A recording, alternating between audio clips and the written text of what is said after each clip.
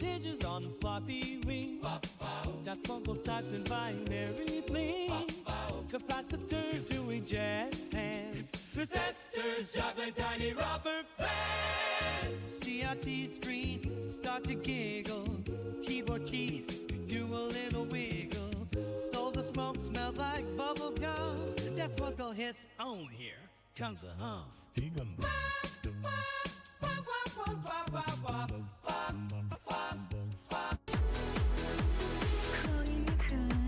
She's in the zone, tapping away. She's got her own throne, buzzing keyboards, wires go. Welcome to my jingles, let's start the show. Click, click, click, she's ready to strike. Dancing on streams, cutie like raccoon power, shining bright. Second tunes, all through the night sound alive.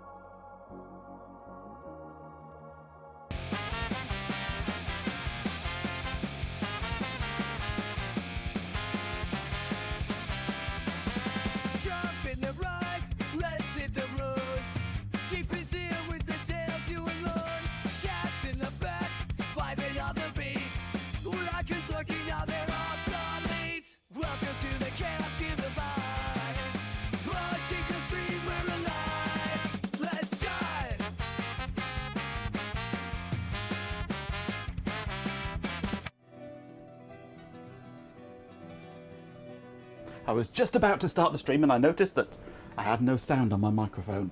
Eek! Quick fix. Never mind. We're working. We're here now. Hello! Oh, what day is it? It's Thursday, isn't it? Happy Thursday. Oh, I don't know what day of the week it is. Don't know what time of the day it is even. Apparently it's Majenko time. Hello, Majenko. Hello Daft Punkle, hello Chloe. We give the PDP to Nick and Rich and it comes with 12-inch wheels, a lot of brackets, and yep, absolutely. That's the idea. Hello Standard User 4. And of course G-Pin. There's always a G-Pin. Can't get away from the G-Pin. Hannah Philippem, way! Way hey indeed. Yes, today I am going to prepare... Which button do I want on here? That one, I think. Yes.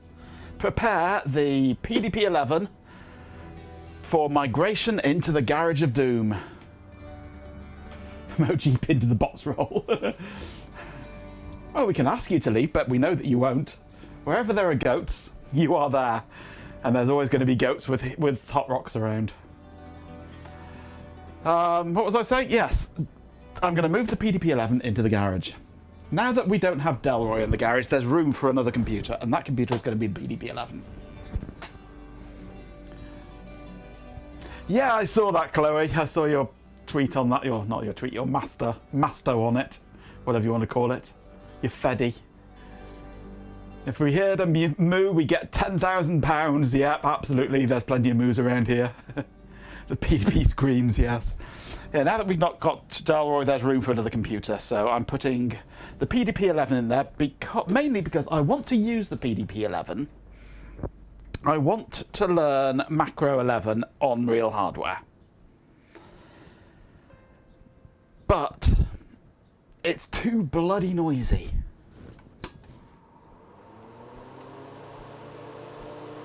And that's with the fans facing away from me. I've got noise cancelling headphones on and it's still screaming at me. So I would like to prepare it to go into the...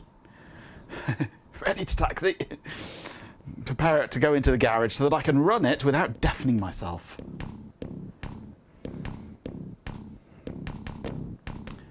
Hello, Beta Mink. Hello, Swarm. What's our Vector Victor? We have clearance, Clarence. Roger, roger.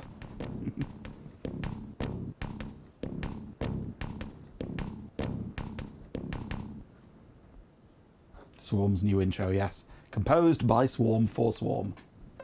If you want to compose your own intro, by all means do. And I might even put it on the system.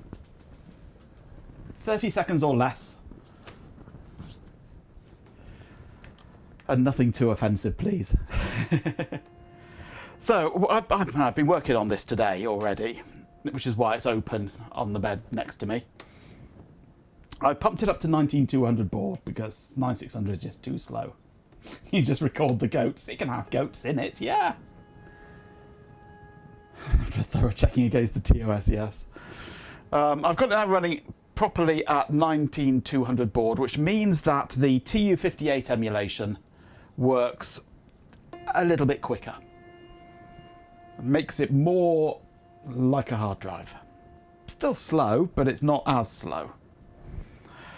I've currently got a Gotek running as the boot drive. I would like to add a second for a second drive. I've been working on a little script as well to copy the contents of the boot drive into a RAM disk and then boot off the RAM disk, which makes it even better. So I can show you what I've got going so far, possibly. Where are we? I've got to remember which button to press. That one there. Right, I've also been working on how best to emulate VT100, and I found that is the best command to run. Running Xterm with VT220 keyboard, green and black for colours, font size of 24 for this screen with that font, the VT323 regular, and running PicoCom as the emulator, which pretty much just passes it through verbatim. And Xterm does the best VT100 emulation. Can even do VT52 emulation apparently.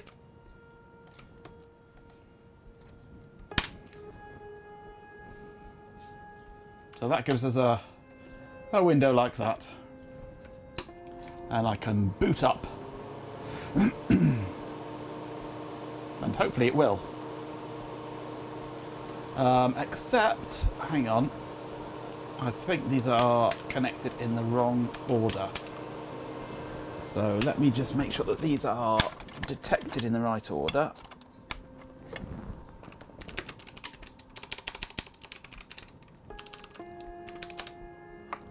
Okay, so I need to plug that one in first for 1, and this one in second for 2. There we go. So we're booting up off the Gotek at the moment. I'd like to add the second Gotek as DU1 as some workspace. Because DU0 is basically full at the moment.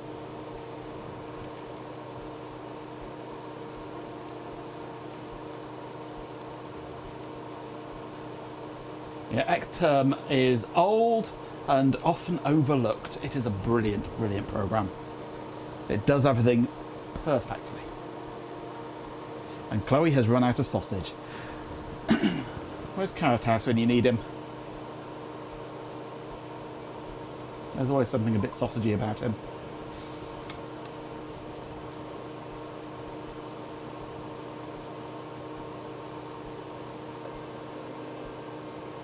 You did breakfast for dinner, don't blame you. I kind of did as well. We had gammon today for dinner. So, big bacon.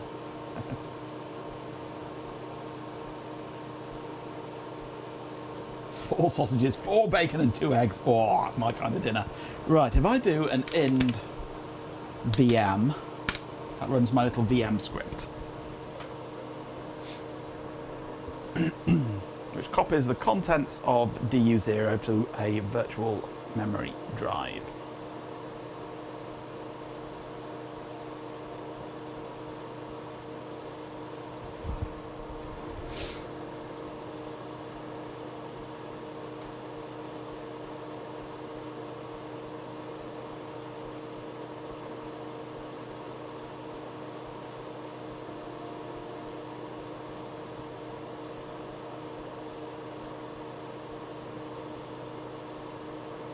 Takes a little while, but worth it.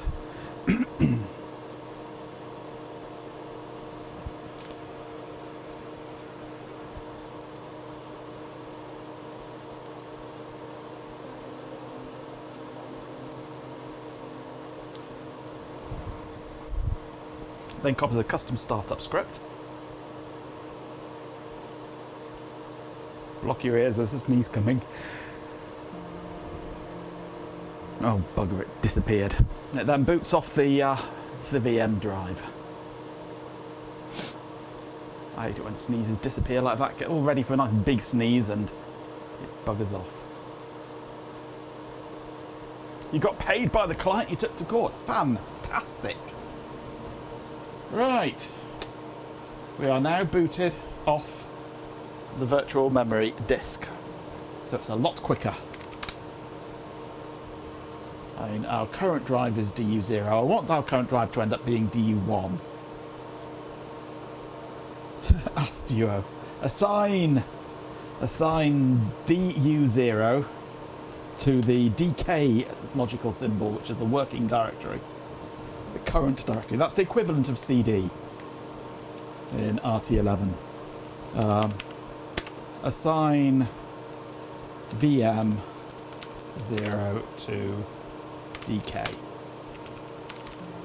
We're now on the VM drive. And if I then go and find... Where are we? Remember where I did this. No.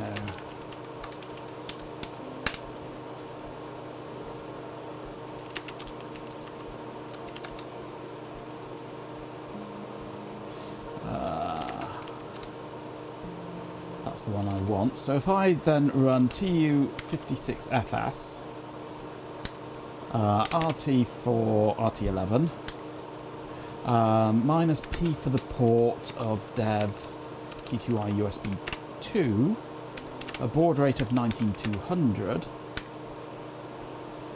with a device 0, which is writable of my hard drive image, and a shared device 1, which is writable of files.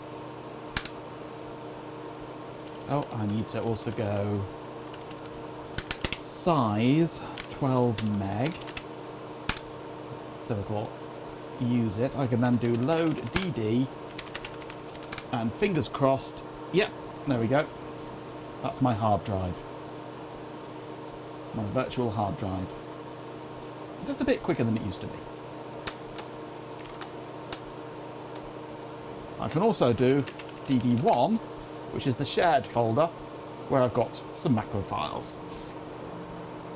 And Zork as well.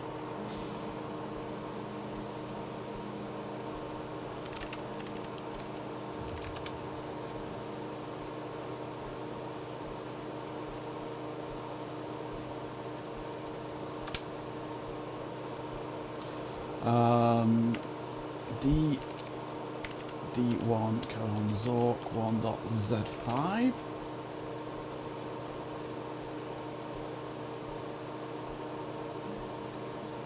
Hopefully. Gotta have Zork. If this still works. I haven't tried this. I just thought I'd give this a go on a whim. There we go. Zork running over the serial port to my virtual shared folder.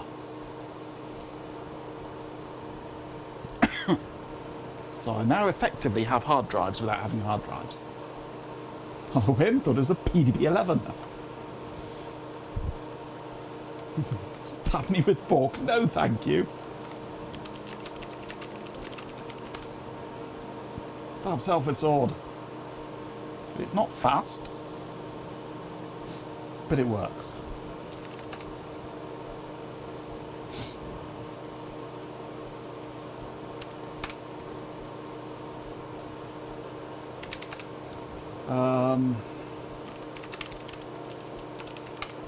I've got a test program here which I need to edit because this is, oops, I get the odd hiccup still in serial communication. That's a syntax error.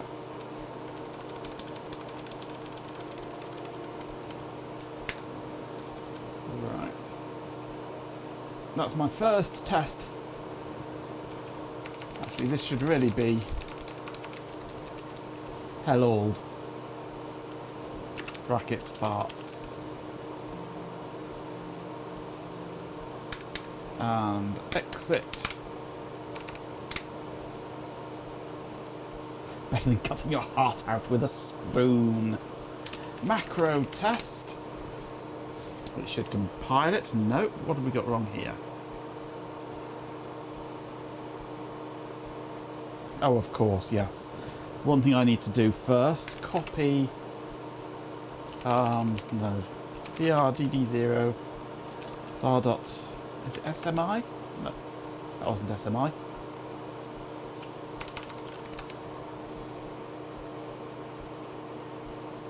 No. It's not a sys, not a sab. SML. Sysmac SML. That's the file. DD0 sysmac.sml to SY, the system drive. That's the system macros required for compiling stuff. I need to automate that as well into my my setup script.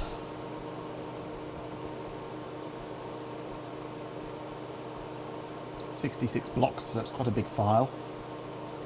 Okay, so now I do macro test. Now I do macro test.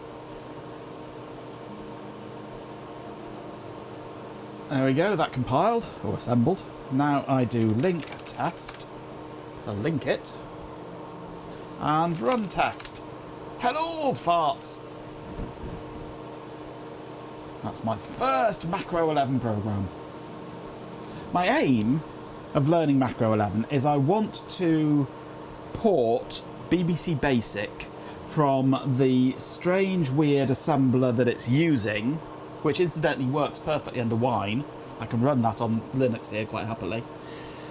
Port it from that strange, broken assembler to Macro 11. So it's working as it should. Properly, rather than the hacky crap that's in there at the moment. I mean, it's there and it works, but it's not right.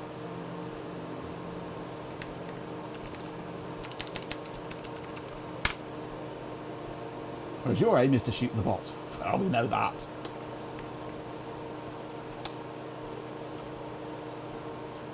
So yeah, that is what I want to do and why I want to have the PDP easier to run. I mean, I could do it under SimH, but it's not the same.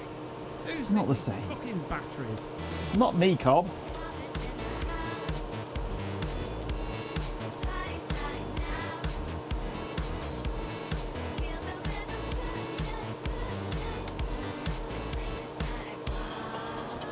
So let's turn that noisy bastard off.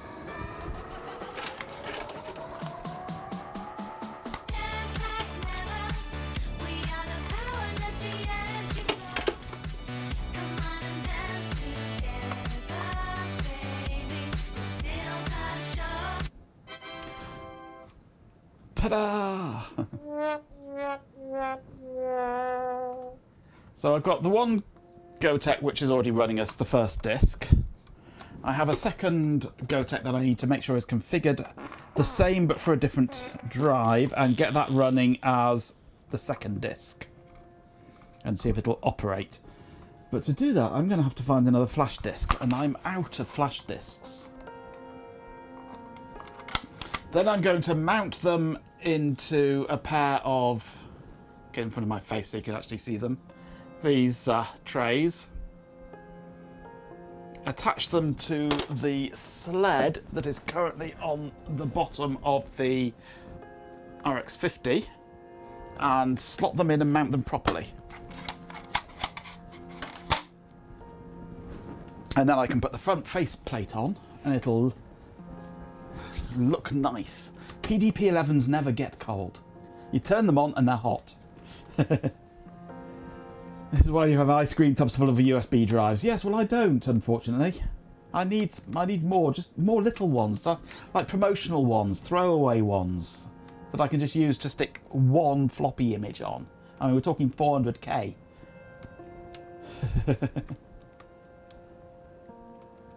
What is that duo? It's our act when we join the circus. Ha ha ha. I'm not going to do to it what I did to Delray.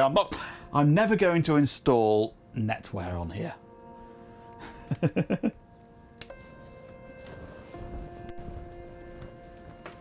NetWare is never going to be installed on here, chiefly because I can't.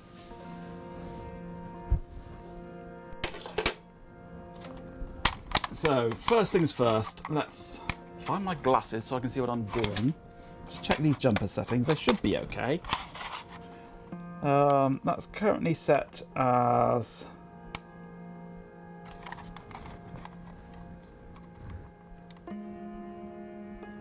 S0, that one's set as S1. JA is linked to J5, correct. That looks like it should be right. I think that's already jumpered correctly. Need a fleet of poop-wise machines? No. Terminal progress bars. Now, I do have a disc around here. So there it is. Problem with my discs is they're all broken. And they're all... where are we? Let's switch to... No, that's not the one. That's the one we want. They've all sort of... all their cases are broken and fallen apart. So I've got bare circuit boards and things like that for my... my drives. These are cheap, shitty ones, anyway, but they're all dying. I need some better ones. We always be messaging via group-wise emails in place of Discord, and posting on ViewData guestbooks. Absolutely. You have a habit of buying spares to make up orders on Amazon. Fair enough. We could always throw in a handful of spare discs in your next delivery to Ben. So that's hopefully going to be our two drives. So I want to take this one and plug it in up here and make sure it's got one image on it. SanDisk 3x32 gig. 32 gig for a 480k image. What's on here at the moment? Oh yeah, stuff for the VIA motherboards. Where are we? That's the button I want. I can take those off.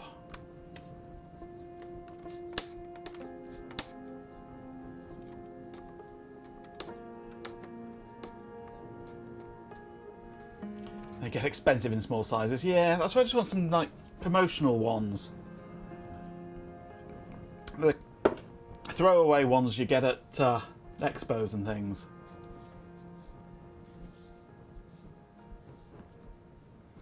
The pins on the lower one look quite bent. It's probably just the camera. There it is. And they do get a bit bent from taking the cables on and off, but what you mean that one there is just slightly out to one side, I think. but minor, very minor. Right, those have gone. Let's put an image on there.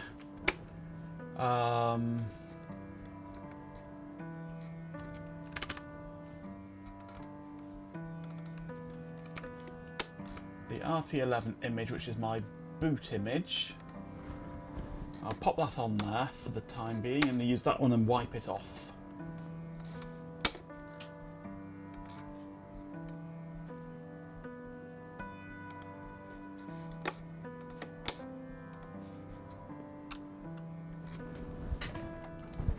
Right, that should give us our second disc now. Right, is that going to wake up? Or has it gone to sleep? It's the problem with using a mobile phone for a camera. It likes to go to sleep. There's no stay awake function, even when it's plugged in. So I've got this extra long cable. I could do with making a proper custom cable for this, really.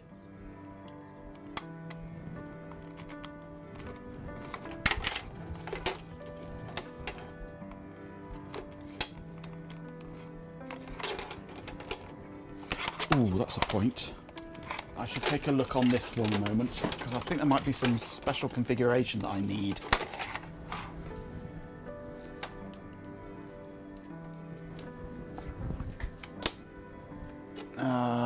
What do I want? That one.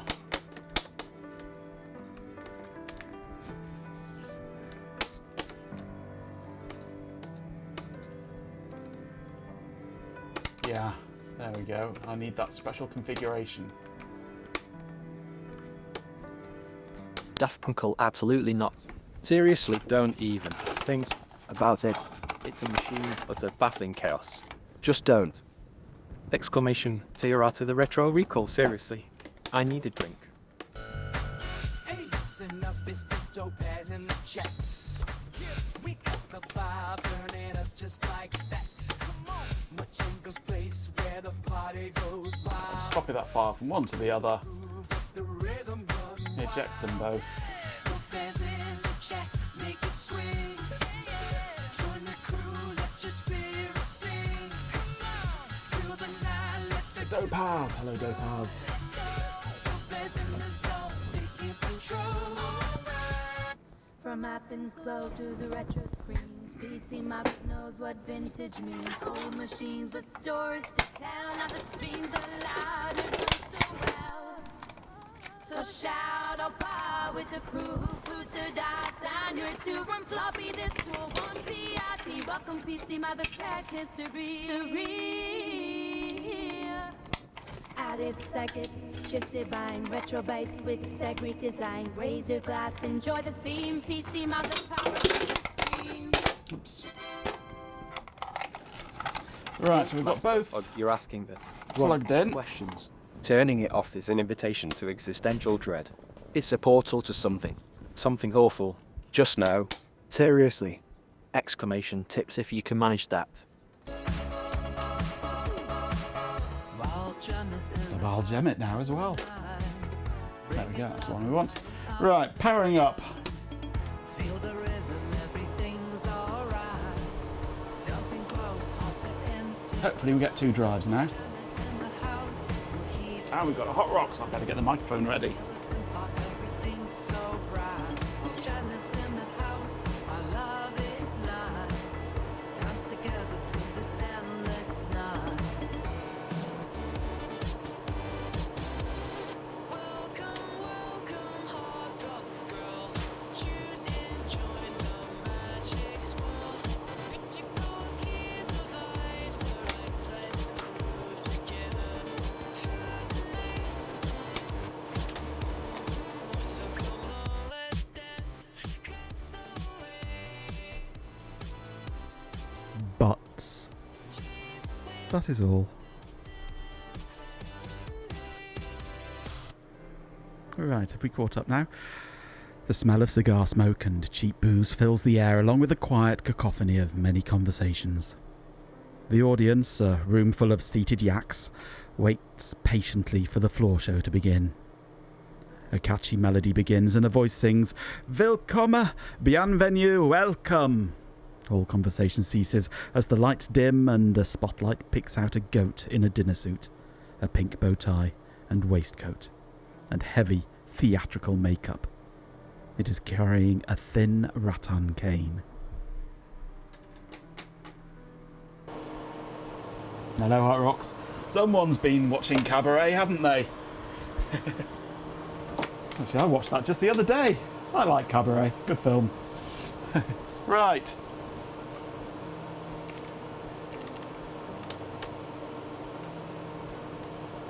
You forgot the lol. Oh.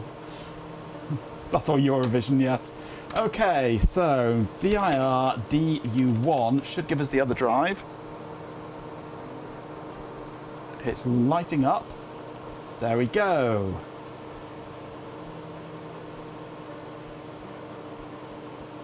So let's go in it. Princess DU1. Bot, don't you dare ask such questions. That's a profoundly disturbing query. The goats will be traumatized, and frankly, I'm not dealing with your bizarre fantasies. Exclamation social to distract yourself. Seriously, go away. Chicken superior, yum.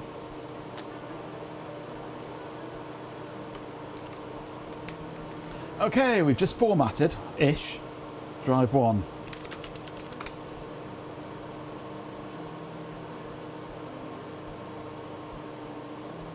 Which is empty. Excellent. Right, let's set that to be our default work drive for both an ordinary boot up and a VM boot up. So let's go edit startx.com.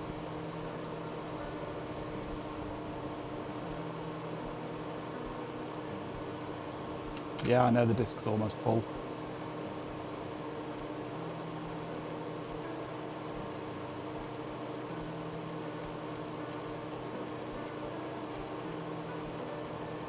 So at the end here, just before set TT no quiet, we shall go assign DU1 DK.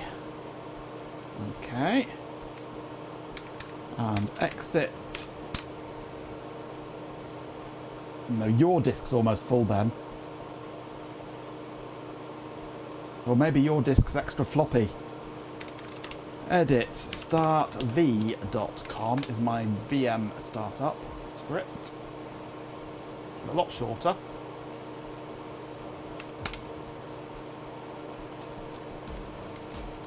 And I just need to change this DU0 to DU1. And really that should be after the set TT no quiet, or before rather.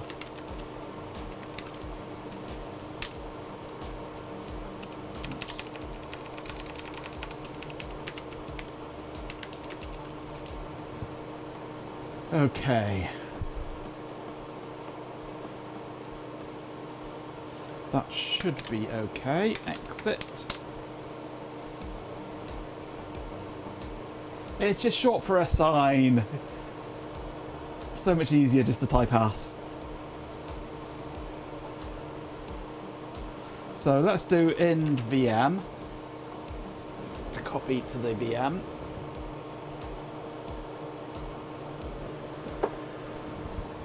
That's VM as in virtual memory, not virtual machine.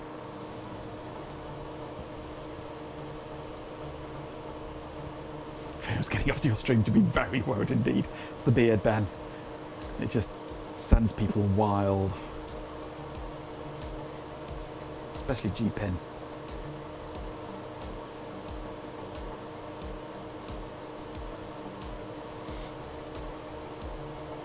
You've met the internet, right? No, quite dull ass.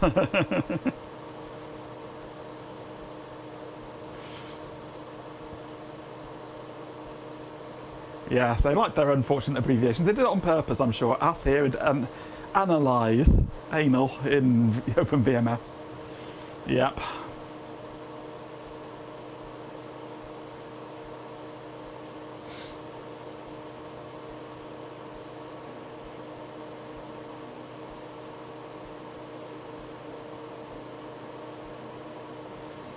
Killing on Opera.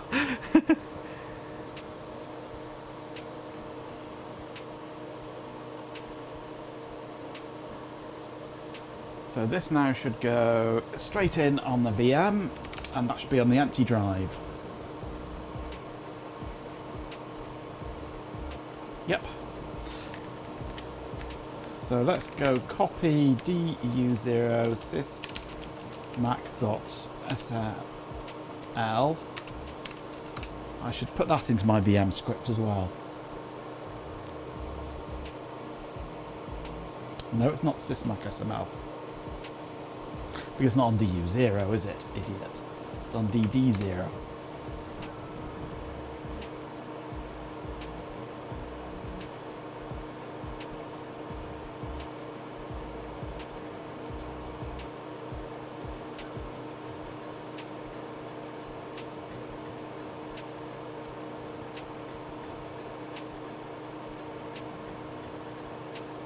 Okay. Edit du0 vm.com, and I need that command, but not to sy.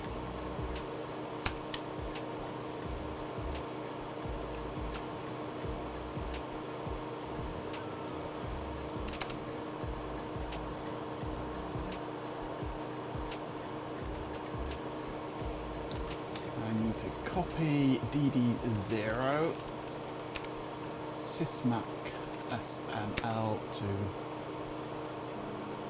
VM. Okay. And exit. Copy sy:/test.mac to working directory.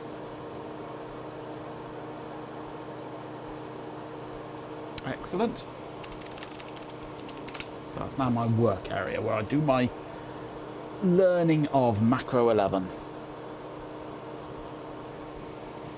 But of course this is the old unedited version.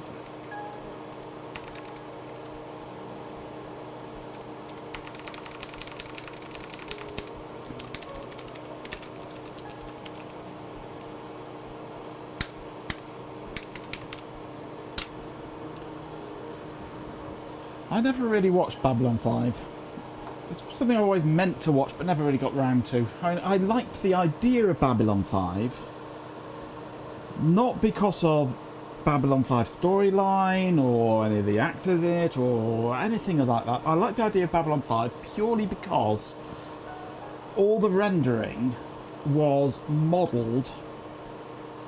All the 3D stuff was modelled, not rendered, but modelled in Lightwave on the Amiga. They used Amigas for the modelling. I think they used SGIs for the actual rendering. But the modelling, they used Lightwave on the Amiga. In the first series, yeah. I never even saw the first series, so yeah. Twitch have basically abolished affiliate status and made all that stuff available to everyone. Fair enough. Twitch is weird now, yeah. Don't know. He blew up in FA4000s for the video toasters, yeah. Okay, so let's test this with macro test.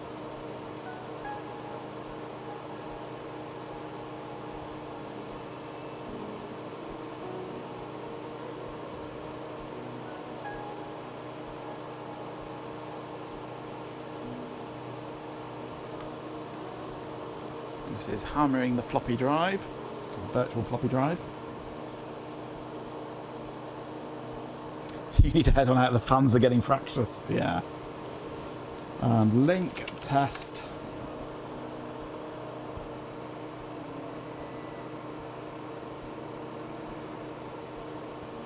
And I suppose it means more advertising revenue for them, doesn't it? Run, test. Hello, farts.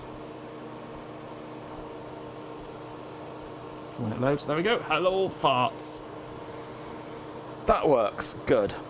I'm happy with that. We'll turn that off. It's too noisy. Blessed relief. See, that's why I want it in the garage. So I can run it without waking everybody up. Especially myself. Okay, so the next thing I want to do then is these Gotex need to be mounted properly.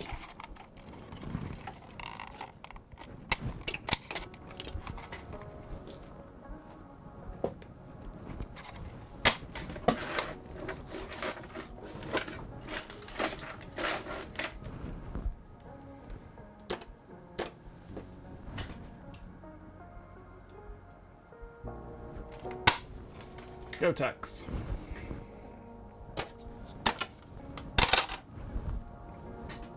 Mounting brackets. Did someone say properly mounted? These are Gotex, not goats.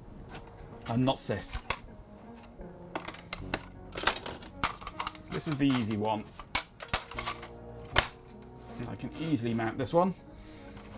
This one is going to be slightly harder because I did something silly. But more on that in a moment.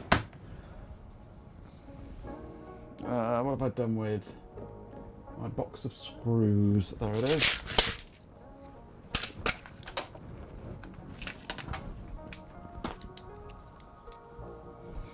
I'm in your garage mounting your sis. Ugh. My poor sis. So these might mount just with ordinary M3s if I'm lucky.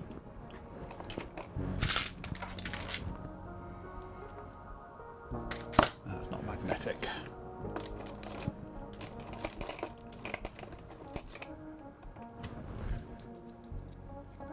It's too small. Where's my other little Phillips gone? Maybe this will work. Yeah, that's good. That's magnetic enough. They're rolling it out across US-based streamers globally later in the year, so Chloe will get a notification about enrolling at some point if she wants to. She'll have met the thresholds by then, I'm sure, the way we're going with her.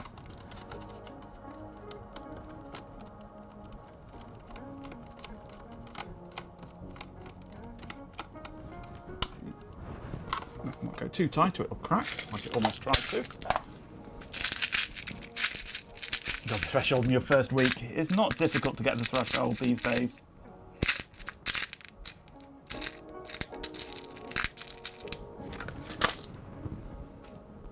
I mean, even Ben managed to get the threshold.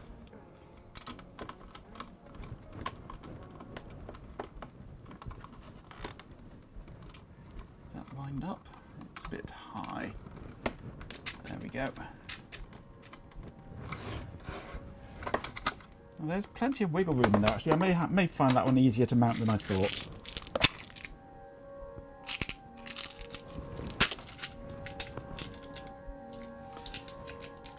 Yes, yesterday you were removing a lithium battery cells from a vacuum cleaner and heard a fizz. It's time to move them away outside, any flammable. There he is. Did not engulf in flames, just fizzing. Oh, it's nerve-wracking when that happens. It's not fun when that happens. Get it out and into a bucket of sand or something.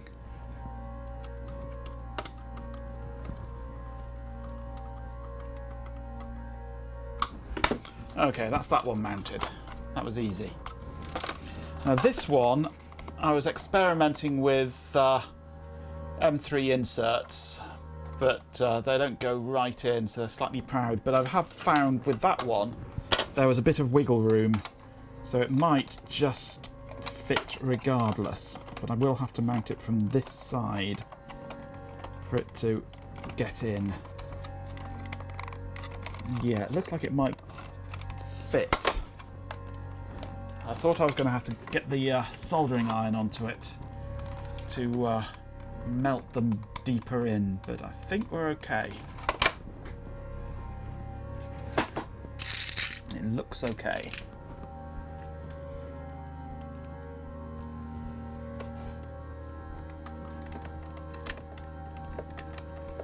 I might need longer screws though on this side. I'm supposed to use screws that countersink inside those holes, but I don't think I have screws like that. But I do have some longer screws. We do like a nice long screw around here. That's better.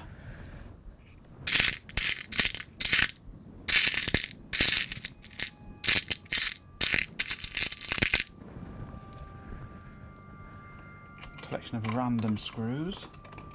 We do like a random screw around here too.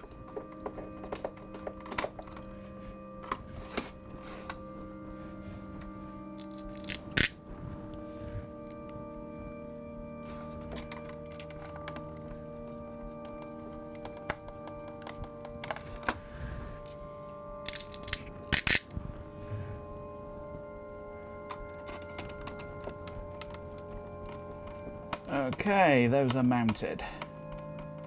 Mounted like sis with a G-pin around.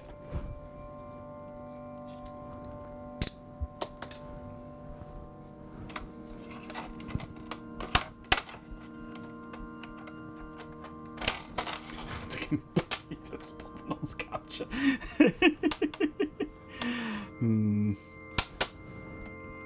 Right, now what I'm going to need to do is mount these together like that at just the right spacing.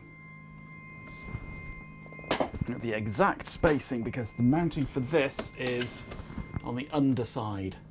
So I can mount that to the bottom one, but then can't mount the top one.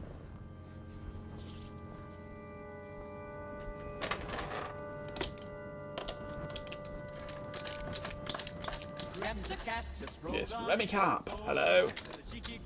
Jumpers, boards, and wires fly. Old school tech is reaching sky high. Flit the switches like a neon glow.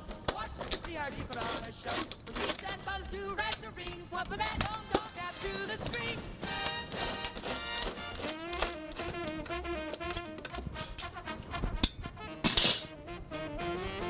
Capacitors hum, resistors sing. Vintage tooks do their thing. Grab your Siemens DISW. No, can't say that I have. What is that? Sounds like a PLC or something.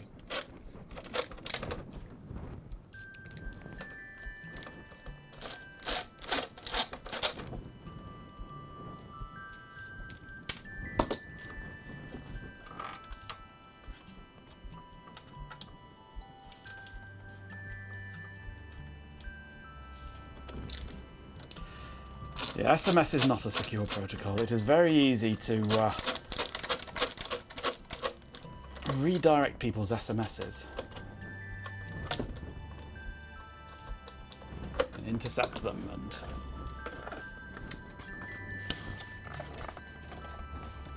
Siemens Software Division, Digital Industries Software. Nope, that's an unknown to me, I'm afraid. Right, so this one can mount onto here easily enough. That's no problem.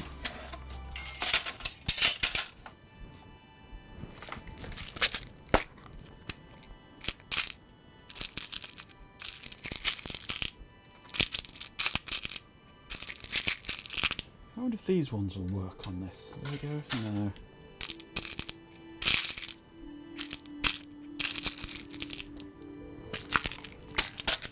Getting a bunch of engineering software sponsored and working with them has been a pain in the arse. So yeah, it's corporate for you.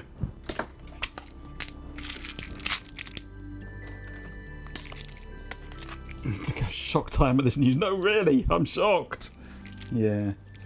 Right, I need screws that will countersink and are also long enough. Because this has to go flush with the bottom, so I need to make sure the heads fit into there and are long enough to go through and grip. That's not long enough.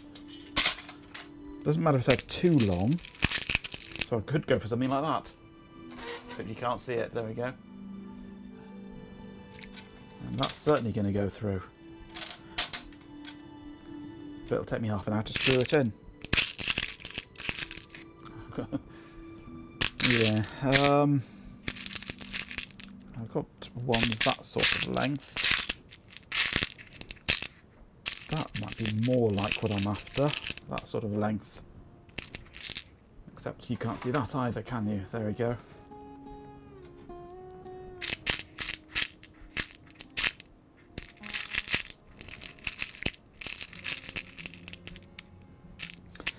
They don't have to match, they're not going to be seen.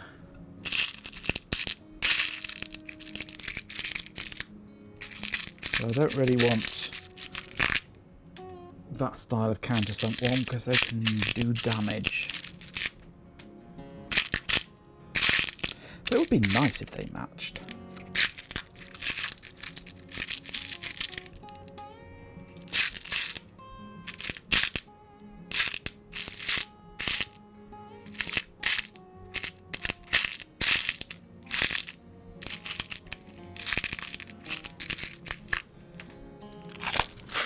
I might have enough to choose from there. And there's 3 that match and 1 that's an odd one out. They don't actually quite match. 2 that, no, even the heads aside haven't done those. None of them match. But they're close enough.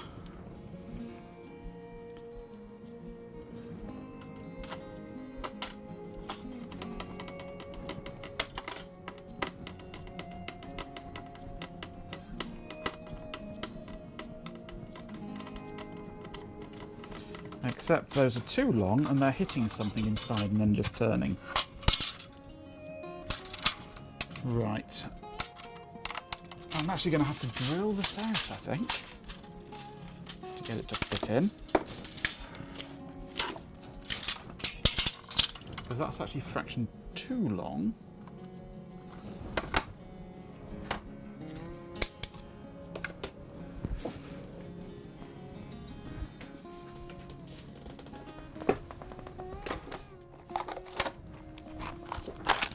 So I might have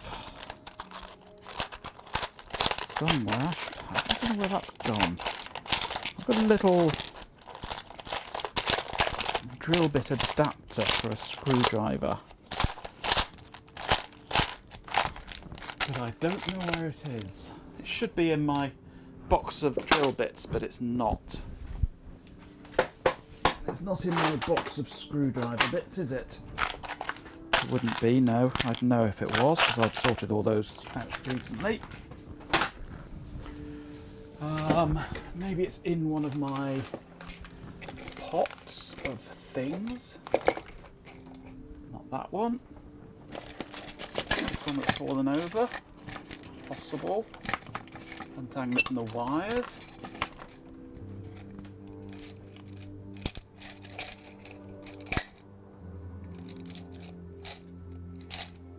No. Nothing here, is it?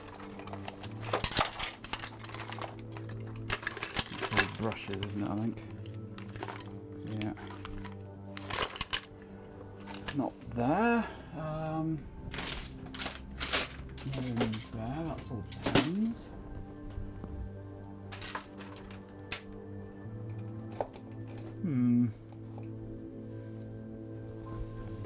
Maybe I need to just find a slightly shorter screw.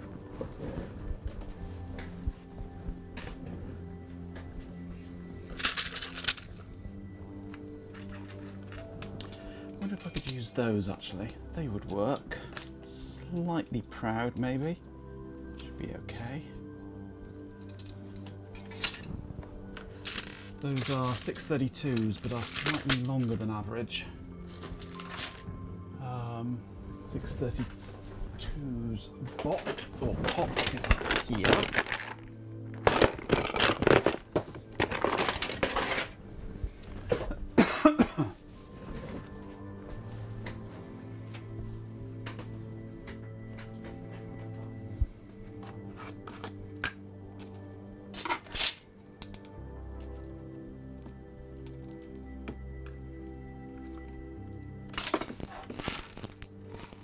My longer ones. There's 2, 3. 3 and 4. That should do.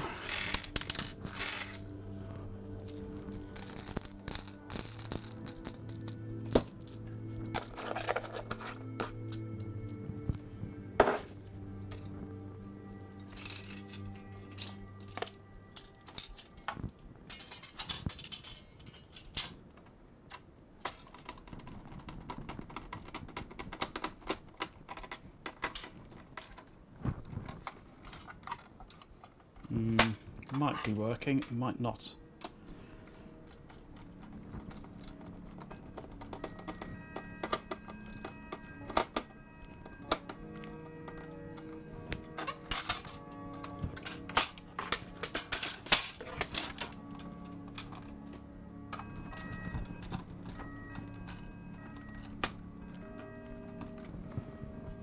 Trouble is I'm just going into plastic here, which is not ideal,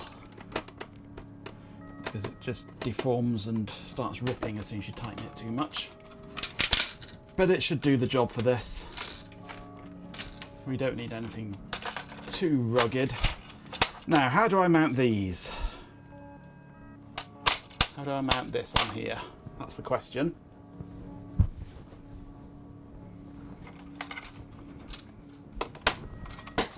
Let me just check this does fit with those screws.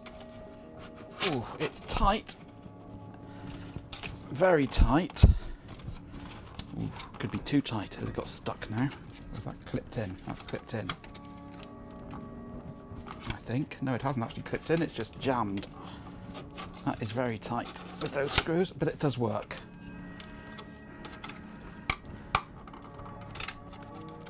Not coming out in a hurry. Oh, yeah. I'm not so sure about those screws. Actually, they are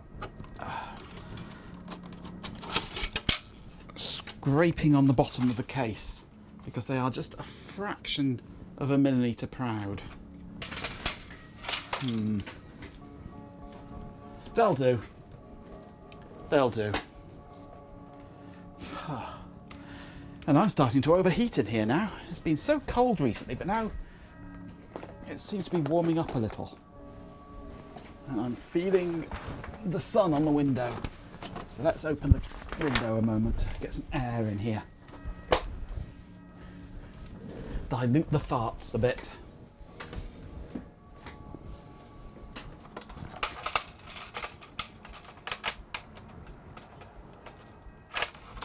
Right.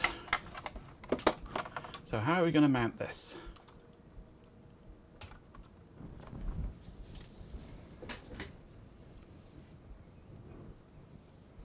Suggestions on a postcard, please. And let me just go here and cancel that and put that to 12, I think. Champion! There we go, that's a bit brighter. With 50 bits, Sister User-Lot says. I resent that, so our farts are not to be diluted by your so-called fresh air. Cheer 50. Thank you for the 50 bits, Ben. It might take a bit more than just an open window to dilute the farts. I can always top them up again. That's no problem. Right. Actually, I might take it up another notch. Let's try 10. There we go. You can actually see what I'm doing now. Gasp, shock, horror.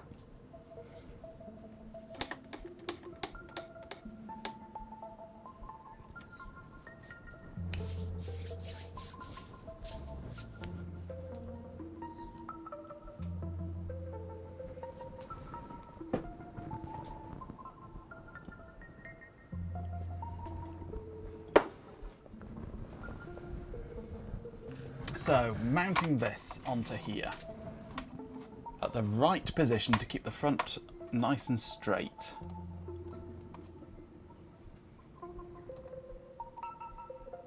I've got no reference really for where that should be to keep it straight. I can't use the distance of those to measure those because they will move. So basically the distance between those two, or those two, should be, theoretically, the thickness of the front panel, shouldn't it?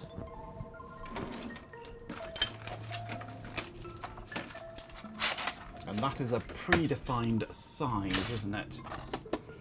Of a half height, which is 40 glasses thick. 43 was that? 43 millimeters thick.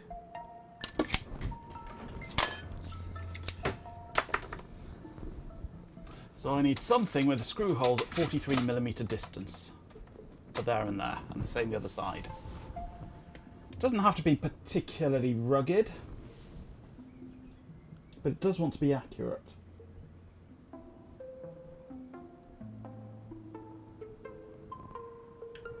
What can I use?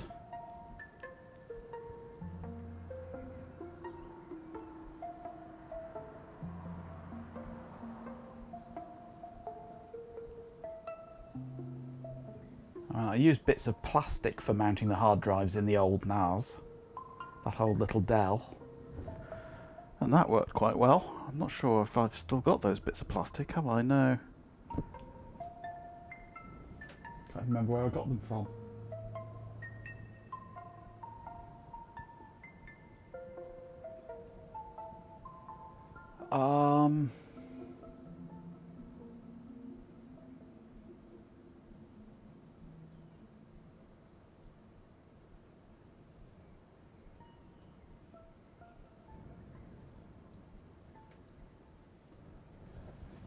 Thinking is happening, don't worry.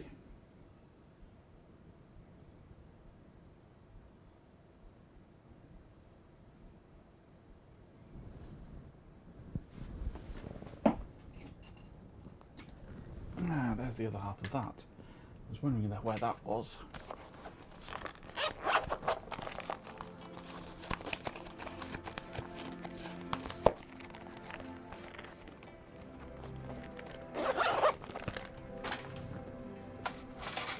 Because I have managed to find the case for this.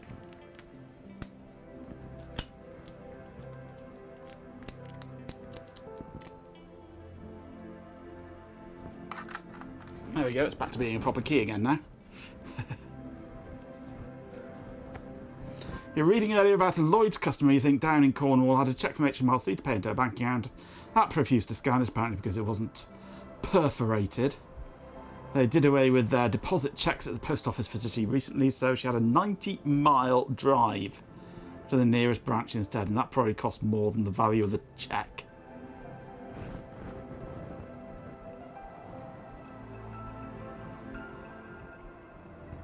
Like a £2 cheque or something.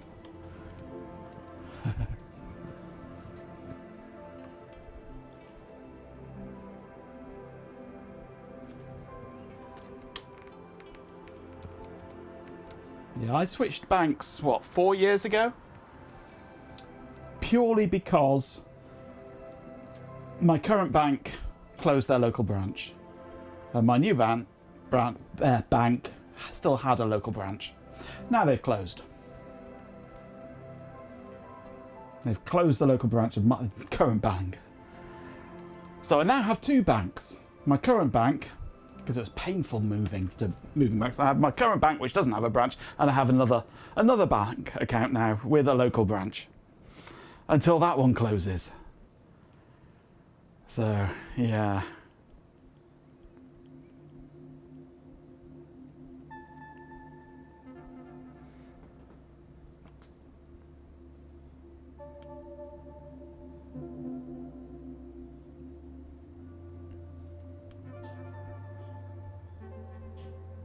It stopped for personal accounts only at the post office. Fair enough. They don't want people. They don't do enough banking. People don't.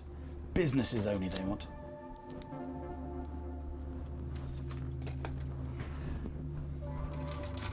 You still haven't told me what I'm going to be doing to this.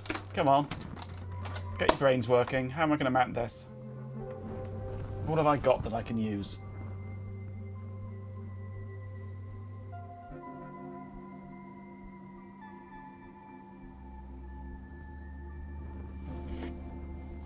want something that I can screw across here. What I need is Meccano. Good old-fashioned Meccano. With 43mm spaced holes.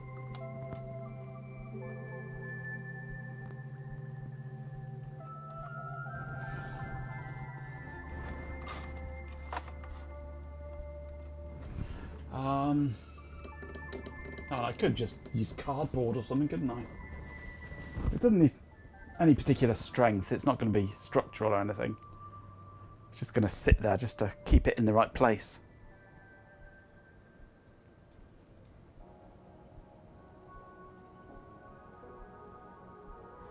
Recently went and talked to somebody in person because they hadn't answered your email. You just realised you never sent the email. Oops. Have I got anything like some sturdy-ish cardboard? I've got some chunks of din rail, but that's not really a viable option. That's too much like hard work cutting that stuff. And then drilling it, that's not going to happen.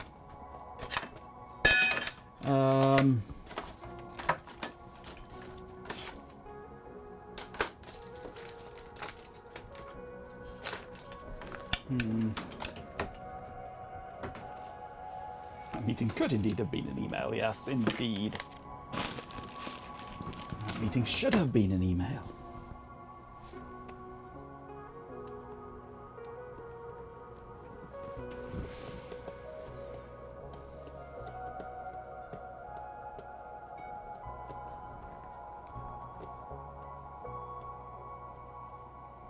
While corrugated cardboard drive mounts are indeed the future, we're not there yet, yeah.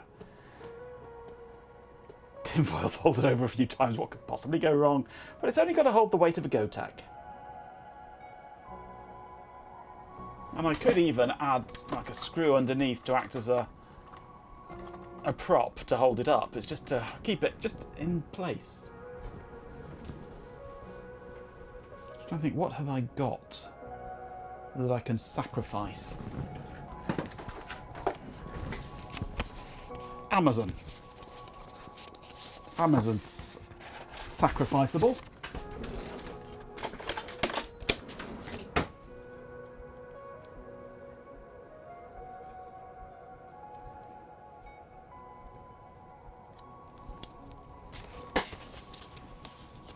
Definitely sacrifice Amazon. 100%.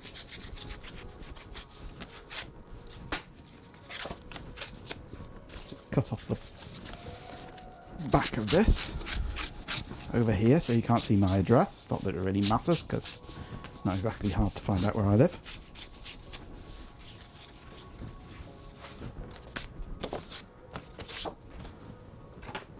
We have a chunk of Amazon cardboard. Actually, I might trim it down to the folded bits of this as well.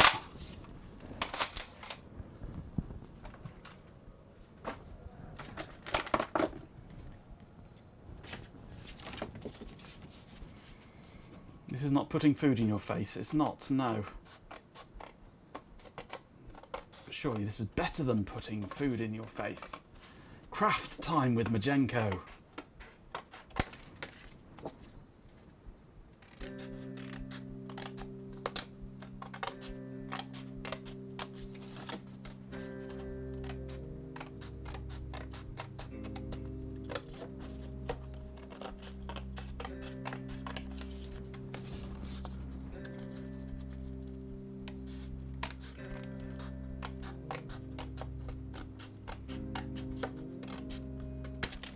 Right, let's cut off the flimsy outer bit. Beta should start making her food. Yeah. Give some to Ben while you're at it. Make food, make install, yes. So really all we need is 4 pieces, or even 2 pieces of cardboard. I'll just cut this in half, that'll be fine. Cut it straight in half. Have 1 piece there. And trim it off. Yeah, that'll do. Halfway is about there. That's going to be okay, isn't it? It's close. Actually, maybe I should just... Yeah, if I cut it that way... Yeah. So let's just cut it roughly in half. I could fold it and be fancy, but who cares?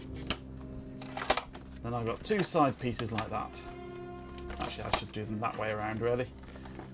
So that the Amazon stuff is on the inside. Although it could actually be onto this one as the base.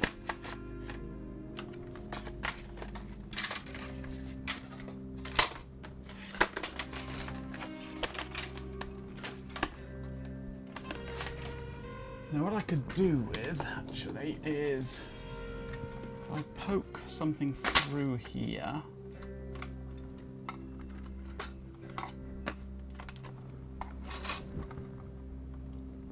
ow, straight into my thumb.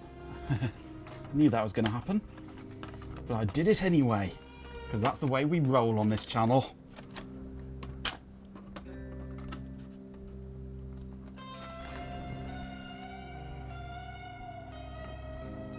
Okay. Arts and crafts hour, yes. That'll be a regular Bob Ross, yep. So that's our base points there and there that we shall screw through. Then 43mm vertically from there. But of course, first we need to work out what is vertical. But I was quite cunning and sat that against the bottom there, so that should be a straight edge there, theoretically. So all I need now is a square, which I don't have up here.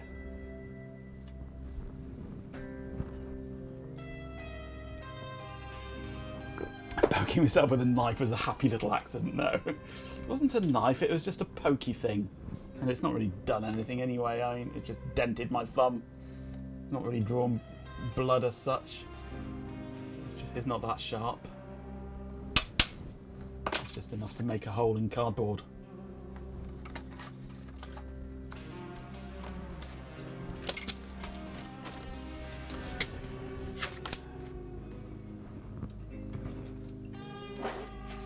Now, if I were to get something that I know is square,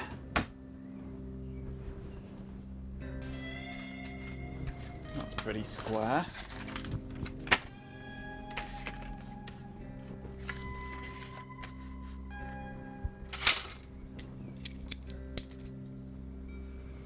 Dental pick, yeah. Well, a cheap copy of a dental pick.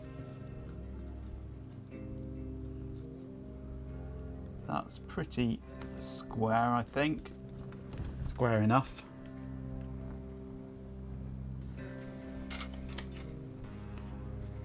It's somewhere up that line there, except that's not very straight, but who cares?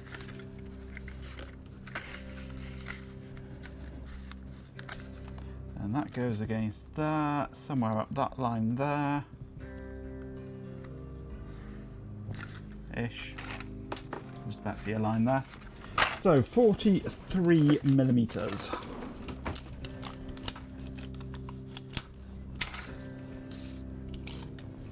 I should be using a ruler really of some form.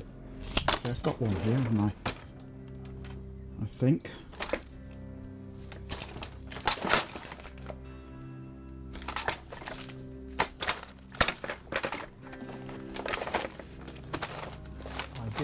Somewhere. Where's it gone? Nope. Oh, there it is.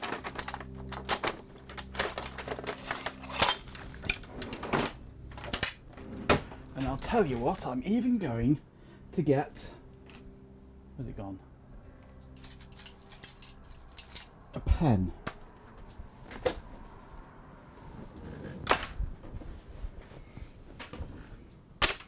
This is a ruler that I can't actually read, which helps. But that's the line there, and that's the line there.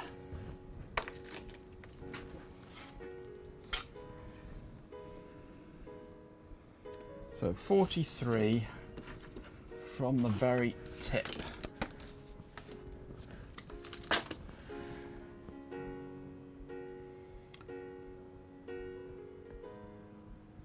43 is there.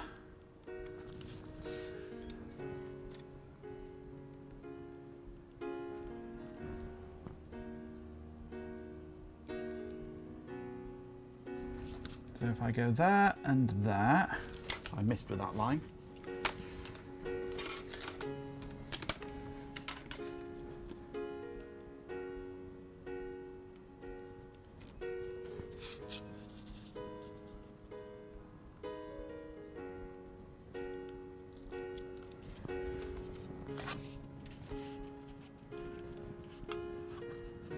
You'd have just held it over the top of the two, both of these at once. Well, that's the problem. I can't hold it over the two at once because one of them is not in a fixed position, and the point of this is to fix that position.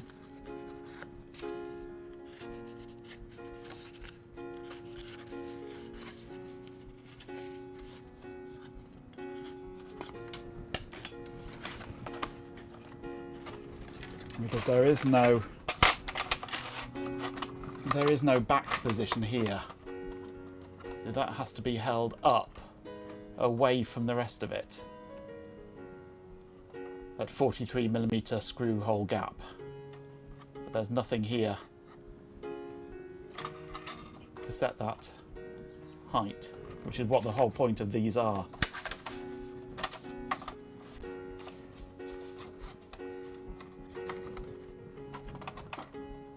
Because that should now set the height by screwing through there. Theoretically.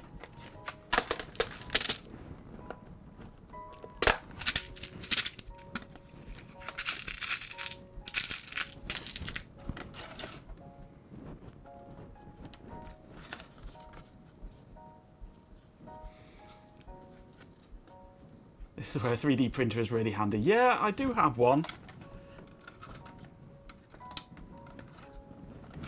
It is in the garage, where all things go to die.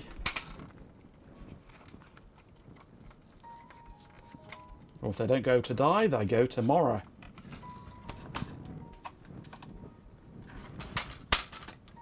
Let's just screw these in with thumb screws for the moment.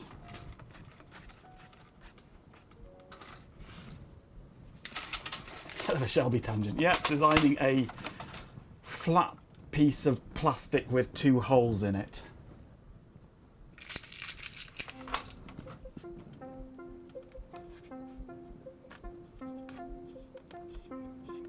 Champion!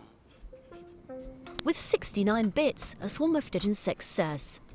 Corgo 69 cardboard engineering is valid. It certainly is. There's nothing wrong with a bit of cardboard. At least it could be a template for something more rugged later on.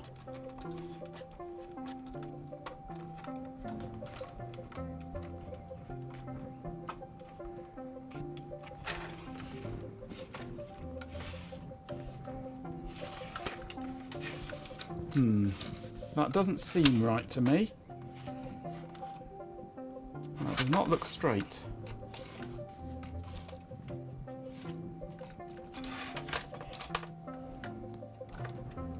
Maybe it is. No, it seems too high at the front. Did I measure the front wrong? I must have measured the front wrong, have I? Oh no, is it?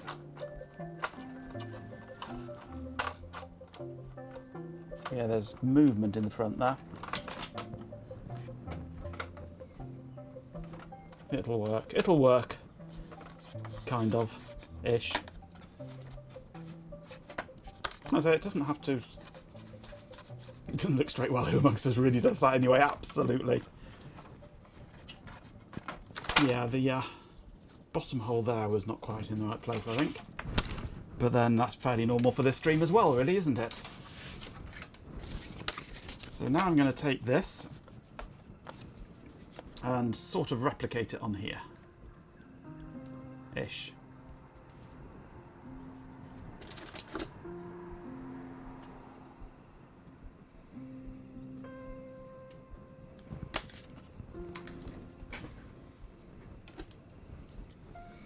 You look more like a corkscrew. All the best people do.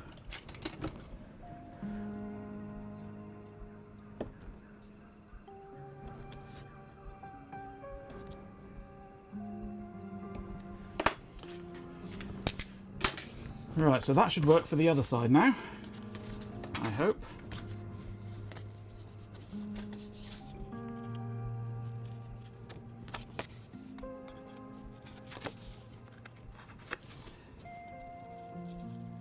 It'll do for a temporary mounting.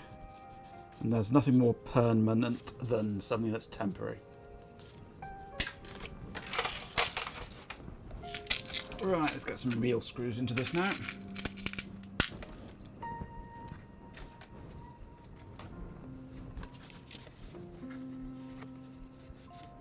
What have Bamboo been doing now?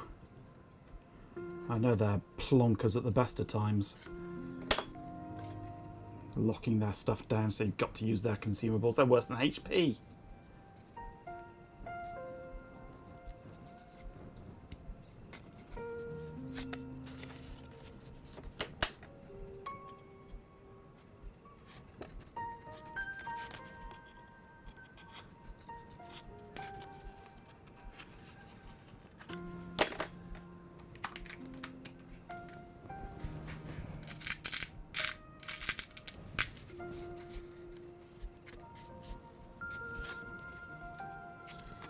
They've been threatening legal action on some guy that just happened to use their own code for a slicer fork. Oh, right.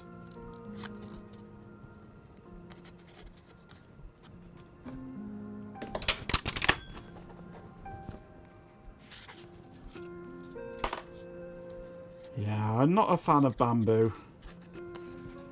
They're very, very a cross between HP and Nintendo.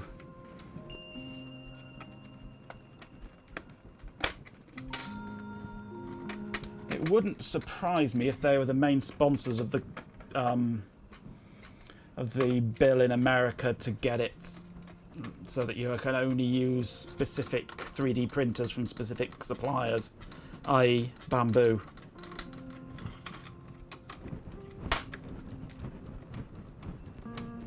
And that whole thing is just absolutely stupid.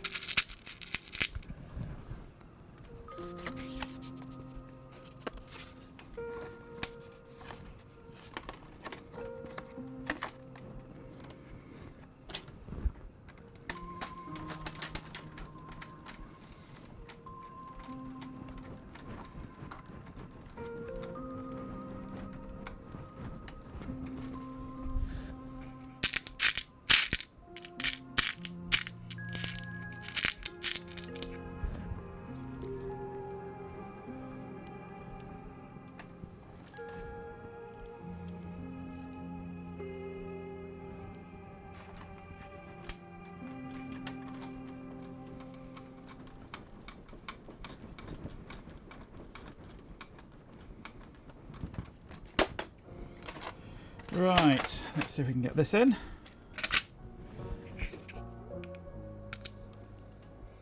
I'm trying to find the screws that have got the biggest heads, or at least a nice big flange. Because let's face it, there's nothing quite like a nice big flange, is there, when it comes to screwing?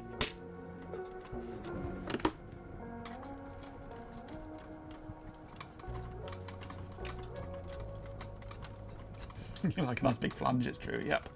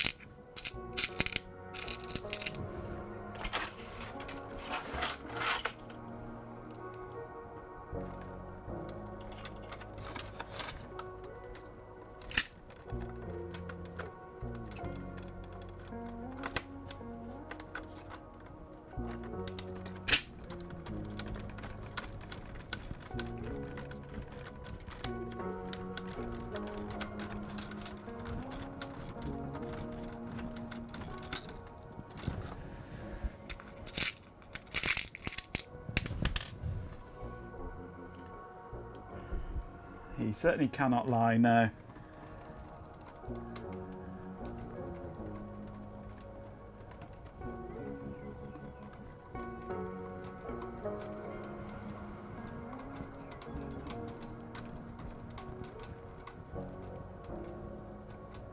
Several days in a row with up to 28C. Nice.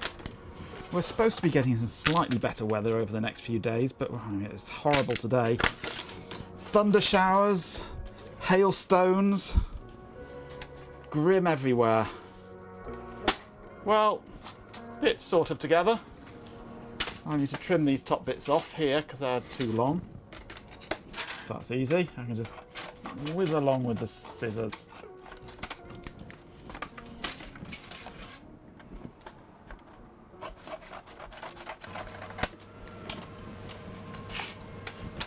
It'll do. This top one does wobble a little, but it'll be fine once it's got the front panel and everything holding it all in place.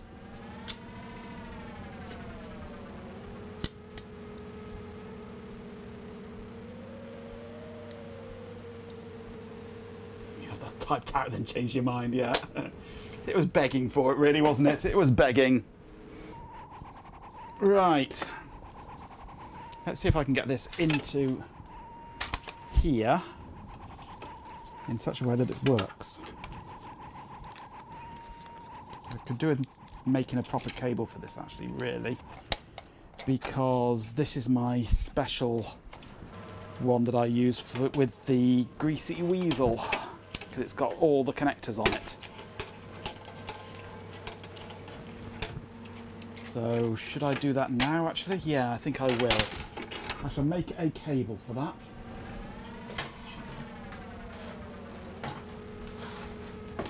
Ugh, IDC stuff.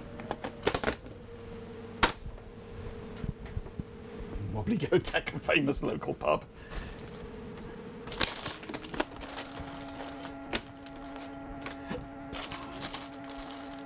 Those are 40s, those are 60s, I think.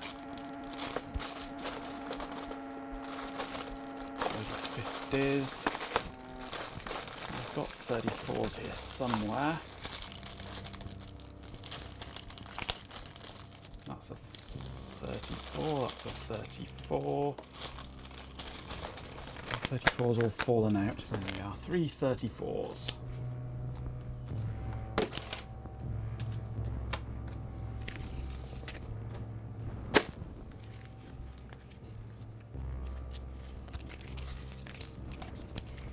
Right, pin 1 on Gotex is on the left hand side when looking at the back, which is that way.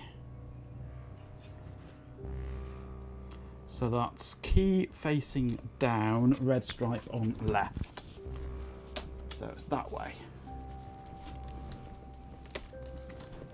So this needs trimming down to 34. This is 40 at the moment, I believe.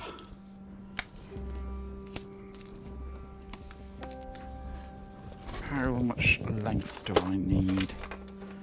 I want it so I can pull it right the way out.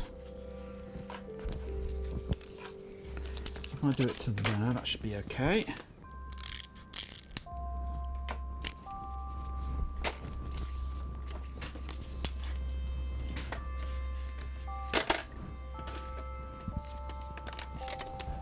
So 1, 2, 3, 4, 5, 6, 7, 8, 9, 10, 11, 12, 13, 14, 15, 16, 17, 18, 19, 20, 21, 22, 23, 24, 25, 26, 27, 28, 29, 30, 31, 32, 33, 34, 35, 36, 37, 38, 39, 40, yeah.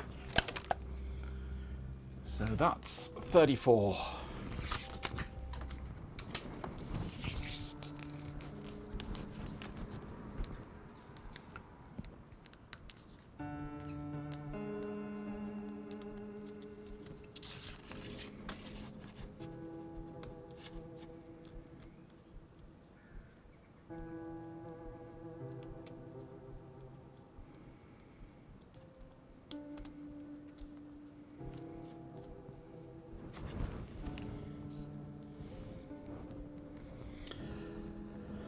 What have I done with my crimps? There they are.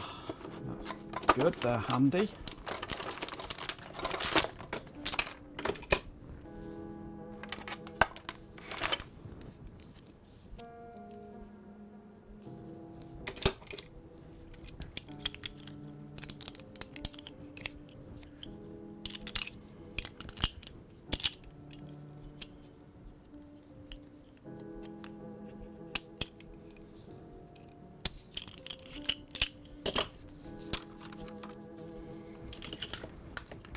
I don't need much length between these.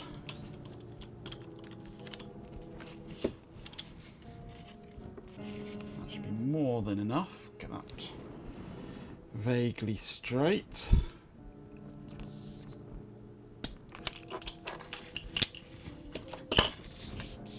That looks okay.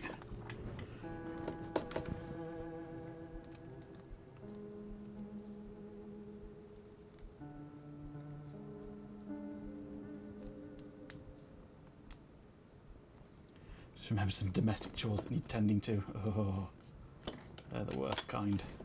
I need to trim this off because it's a bit screwed up at the end.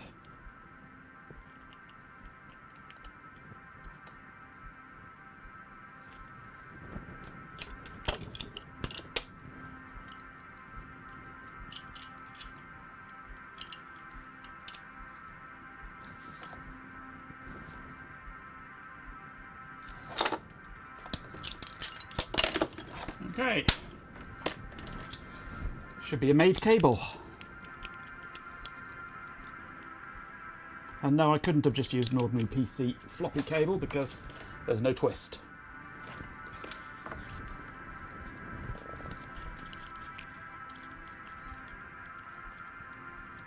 They'll wait, yeah, we've only got an hour and a half left. And then you can do all the chores you want.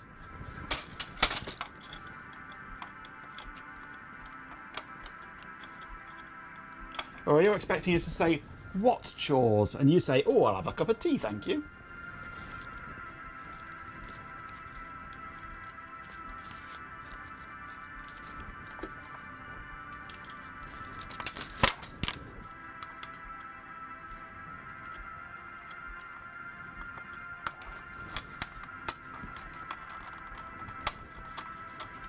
If I can get this plugged in, it would help. There we go. Tea? I'll have a pint of best.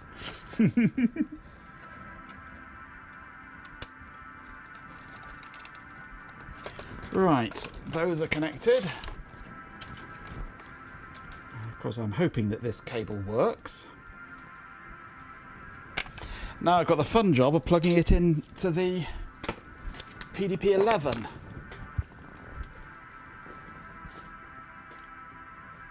Wake the phone up. But I might do it by taking this lid off.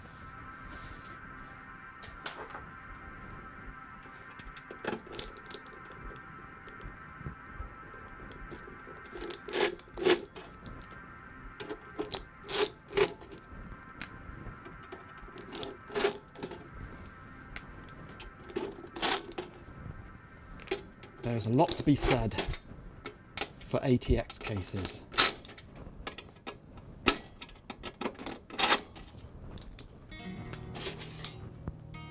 Two screws and you're in.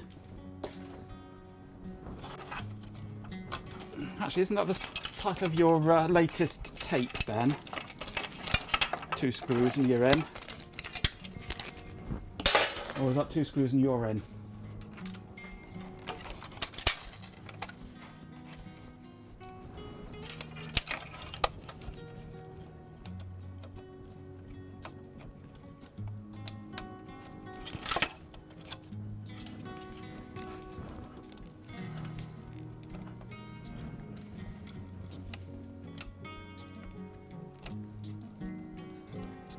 Why won't you go in?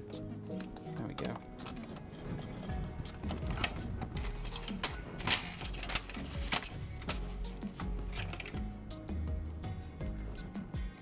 There and force this in with its slightly proud screws. There we go. Click. It's in. Slightly wobbly, but that should be fine. Should have connected these up first as well, shouldn't I? Oh well. Right, let's see if it works, shall we? Wobbliness and all.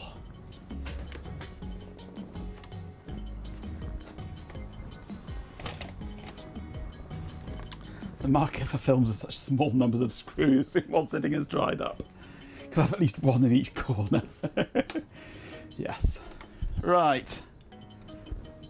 That button there, and we see if it finds floppy drives. They're flashing. Trying unit DU0. Flashing is occurring. Nothing. Why do you think you've got no disk? Let's unplug that, plug it in again. Hello, Flash Floppy, what are you doing?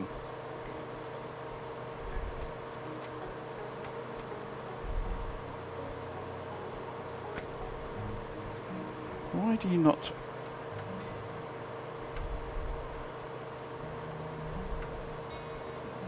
think there is anything on that disk? What I did was put the plastic cover on the disk, on the drive. There's something not working right on one of my floppies. Well, now it's worked. Okay. Weird. Very weird.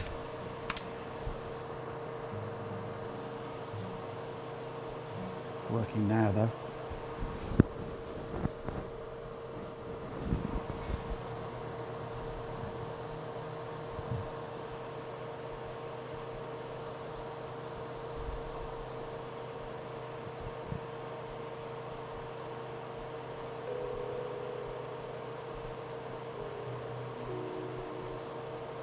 RT11 version 504.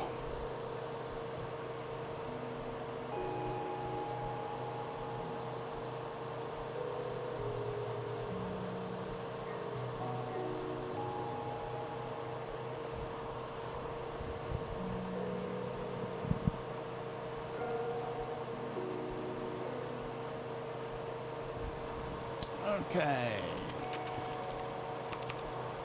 D1, does that exist? So it's lit up. Its numbers are moving. It's flashing. There it is. Excellent. Those are working.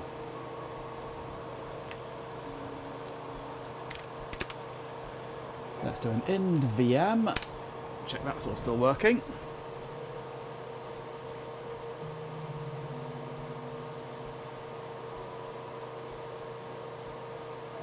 What do you mean file not found? That should be on here.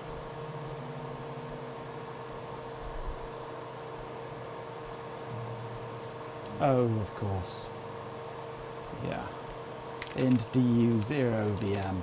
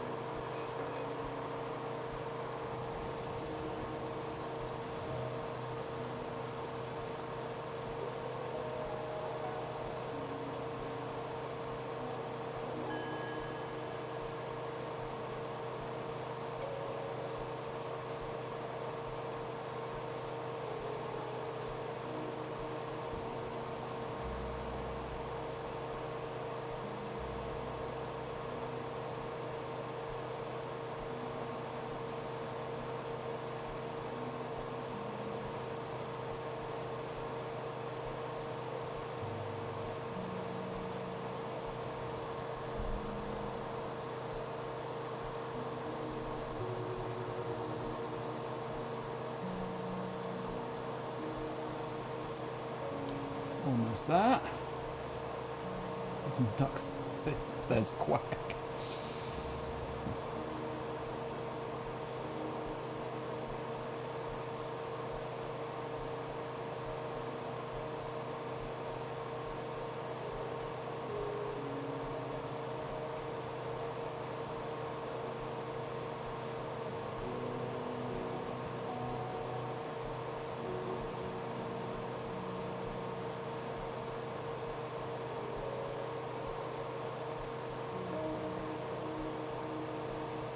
Okay. Change of dinner plans, the garlic's past it. Oh dear.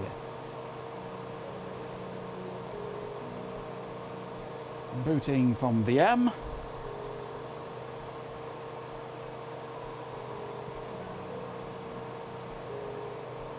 And we're up. This should be on my floppy. Looking good.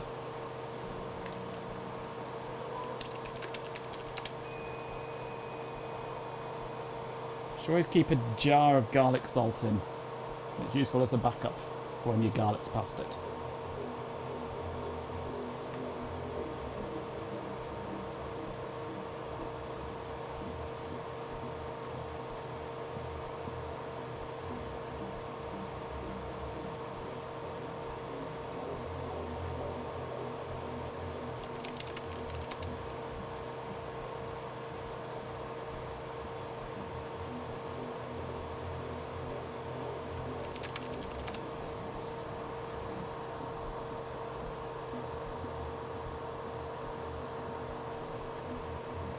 Beautiful.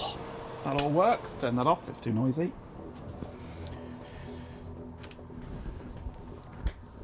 Right, I think we can put this back together again now.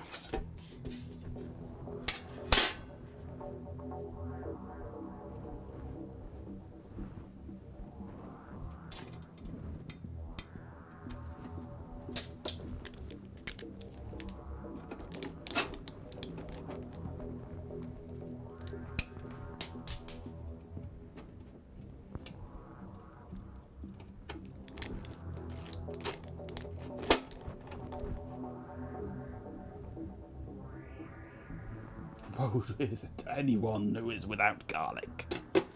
Yes. Garlic is one of the essential ingredients of life.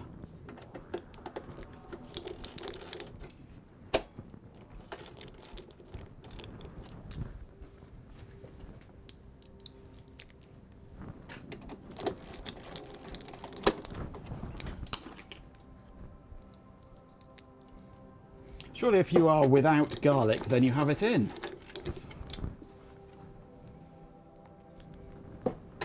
If you are without it.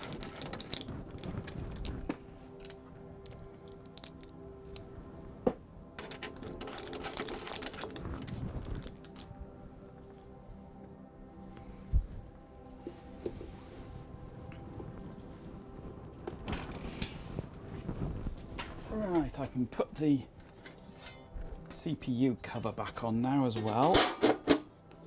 I no longer need to access the jumpers and switches inside there.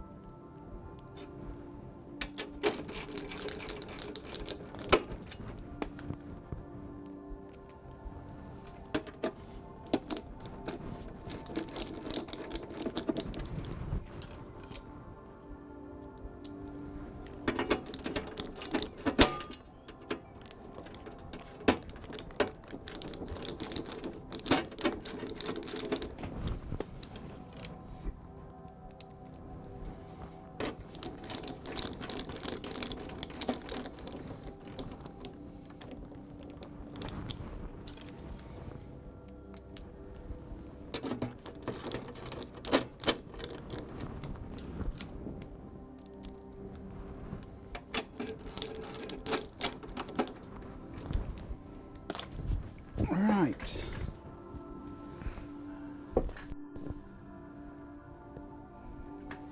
There it is. I knew I dropped one somewhere.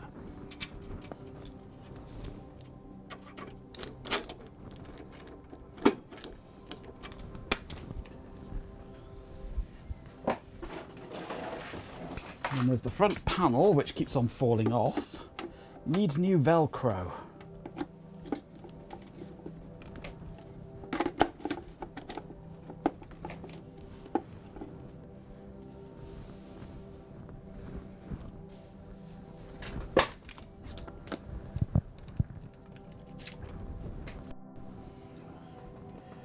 she is.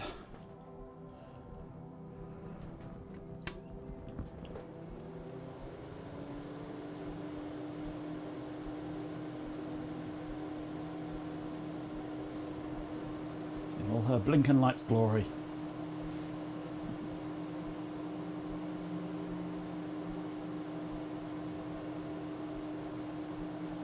And yes, I only choose flash drives that have blinking lights. Even this one's got a blinking light on it somewhere.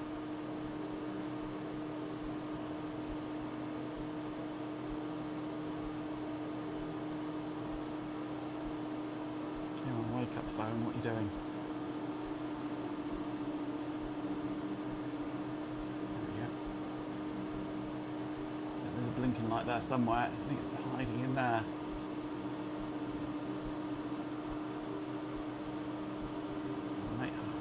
To do a DIR to get it working.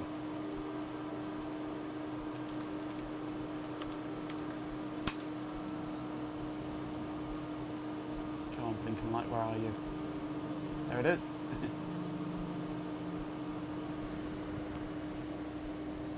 We do like dust blinking lights.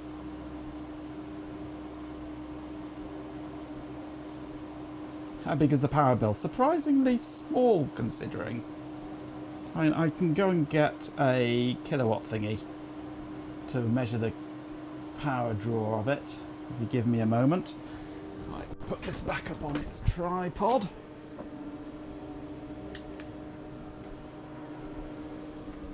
There is no tripod, there is only do or do not pod. I don't know if this even works. Box for so long, I don't even know if it's the power up.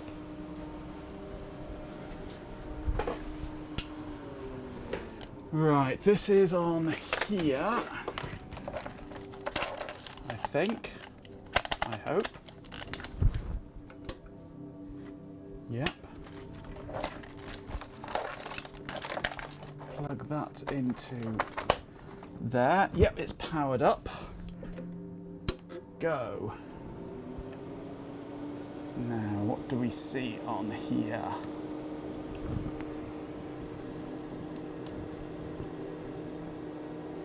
I don't know what we're looking at on here.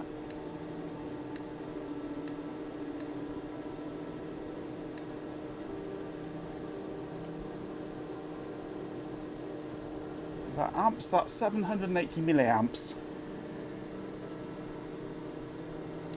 0.78 amp. That's what it's drawing. So surprisingly little, really, considering how much noise it makes. And the bed is a makeshift bench, indeed. It's always a makeshift bench. Because it's where I would normally have another bench.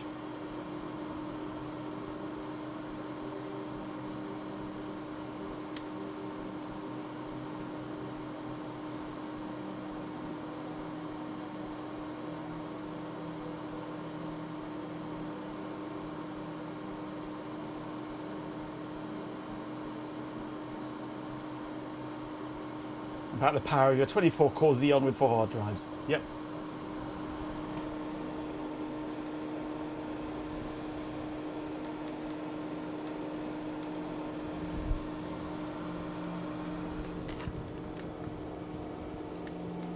And that 0.78 amps is pretty stable regardless of what you're doing.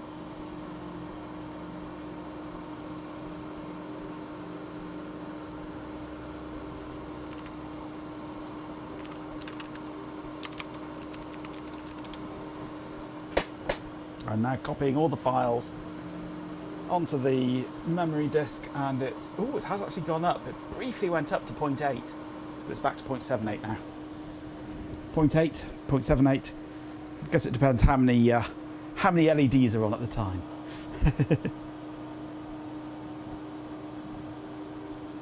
Spot when you last streamed. Yeah, streaming always increases the power bill. Yep.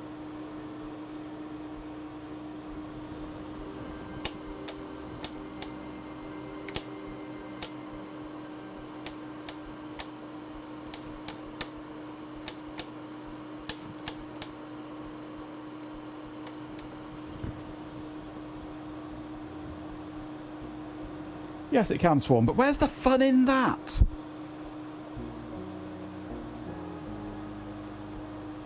Where's the fun in that when you've got a real one?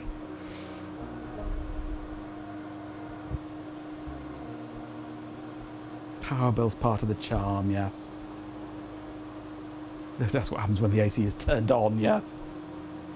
8 amps worth of LEDs, that's the thought, yeah.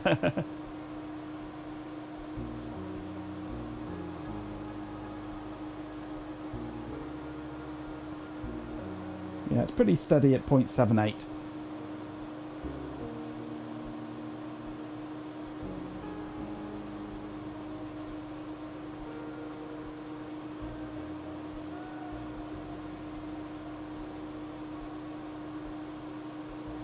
Types of LEDs would be a big Clive video, yeah. Right. That's all happy. Right, before I move on to the next bit, I am going to take a short break, I think. I need to go and do something important. If I can find the right redeem. Aha.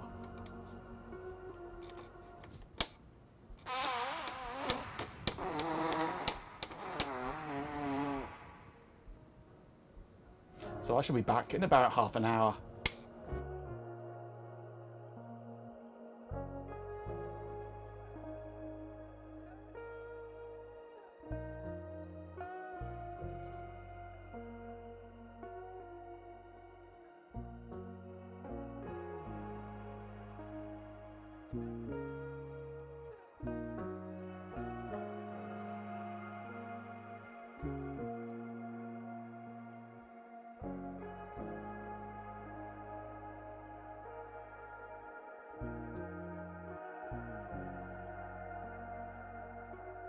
Damn, I'm good.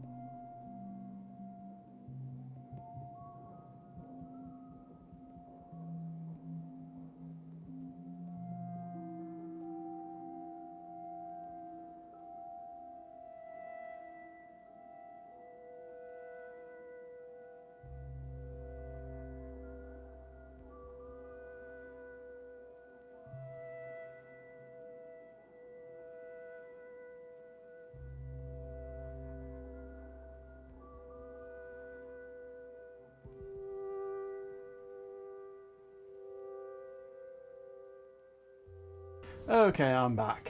I do hate it when those NMIs trigger in the middle of a stream, but I'll try and keep it short. Right, what am I doing? I don't know. Right, next thing I need to do is cabling for this to connect it up to my terminal server. I need to make sure that I have the right cables and adapters. That seems like a serious toilet break, but maybe you wasn't joking. Then a jump scare. Absolutely. Right, that's my null modem cable there. No, that's the camera, isn't it? Now, do I have some pre-made 25-pin ones? Or do I not? I need 2. That one's labelled DTE. That one's labelled DCE. That one's labelled DCE. That's hopeful that I might have 2 there, or I might only have 1.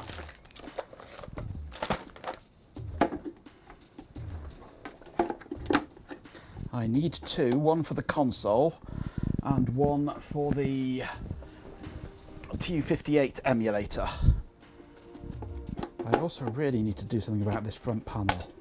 The problem with the front panel is it's held on with these little discs of Velcro, but they have gone absolutely rock hard over the decades,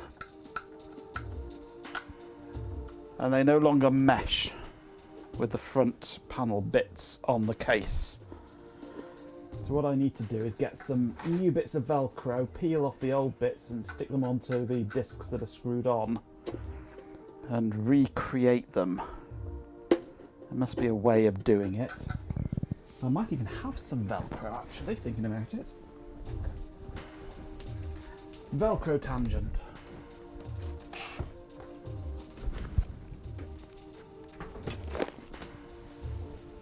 What do I have here? I have a roll of just the grippy side. I have a roll of combined, but the tape is, the glue on the tape is completely perished. I did at one point have a whole load of little Velcro circles.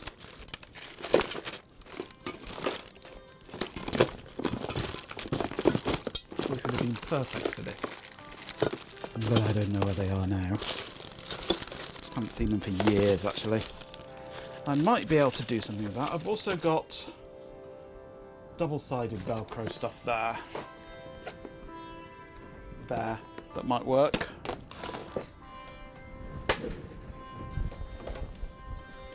I wonder if I can just use this in the same sort of way as that is. Because this just seems to be two discs of hooks. No, that doesn't want to stick. So I would need to... That's big enough, isn't it? Yeah. I could do it with this one if I glue it on. But the glue is just sort of perished and it's not good. But I could use that. Cut to shape and manually glued on with extra glue. I've got plenty of glue. Let's make that the next thing to do actually then. Let's sort out the Velcro before I deal with the cables.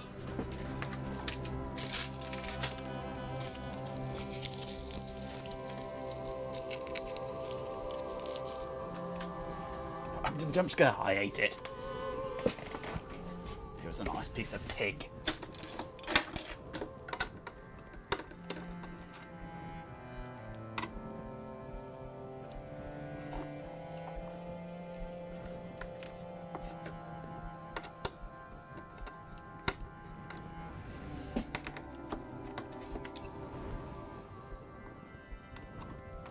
Plenty of glue as well as spit and string, yep. So what's holding the bot together, and a bit of cardboard. Can't beat a bit of cardboard. Right, that's the 2 discs out of the front panel. These are the discs from the chassis. They're absolutely identical. It's almost as if somebody put the wrong bits in.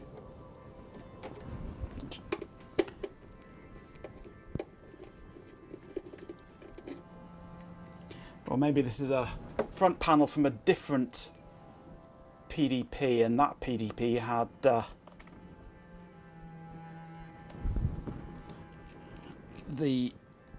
Velcro bits on the wrong way round. So maybe your chassis, Ben, has got the furry bits. And this is actually the front panel from yours.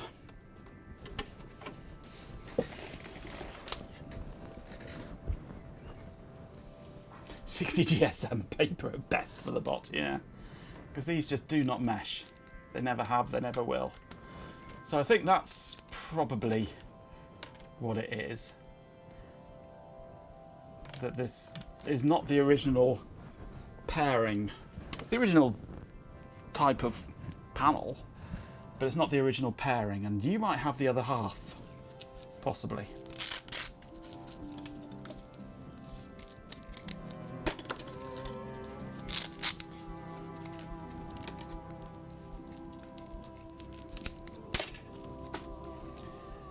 But it's nothing that we can't fix with, as you say, a bit of spit and string.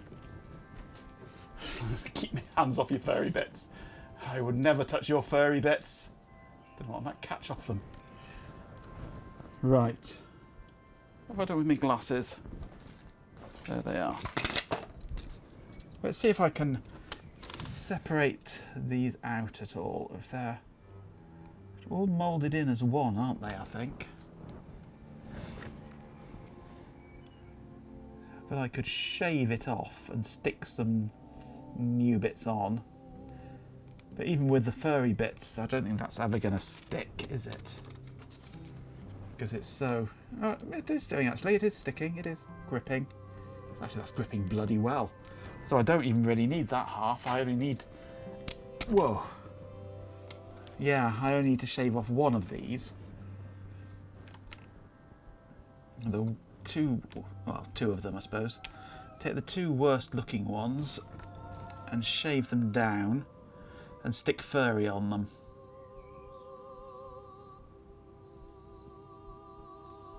Is probably the way to go.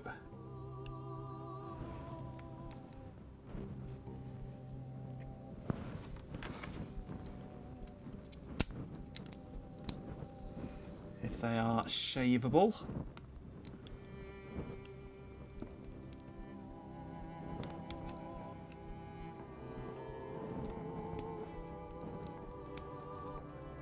Potentially. I need something other than that. Let's try cutters. I'll do the edge with cutters. Can't really get into it, can I? Possibly. Not easily though. Let's try this. That might be better. Yeah, that's working well. Until I take my finger off with it.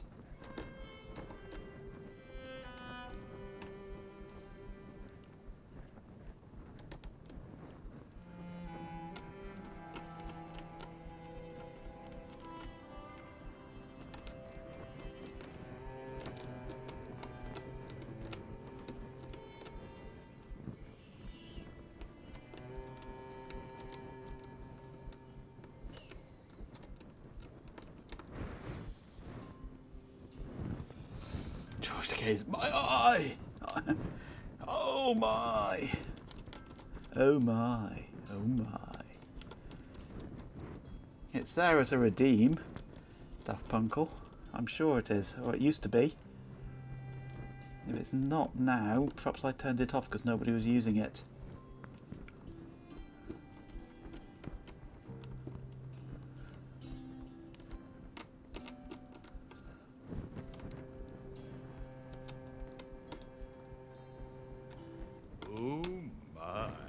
There it is.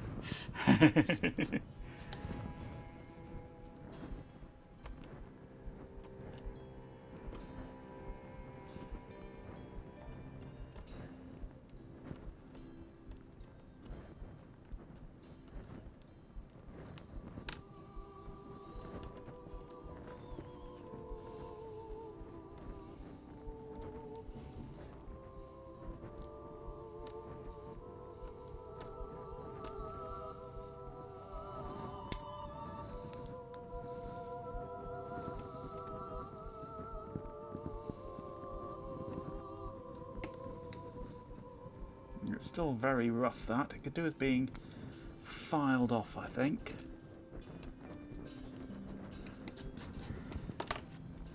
But we've got most of the bobbly bits off it. I've got a file here somewhere. There's one.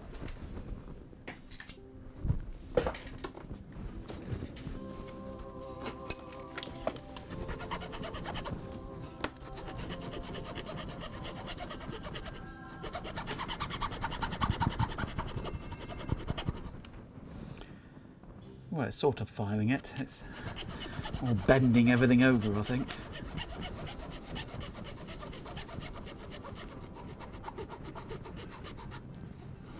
He also launched that as a fragrance, did he? Oh dear. It's not so much filing this off as melting it, which is fine, as long as it ends up a bit smoother. I don't care how it does it.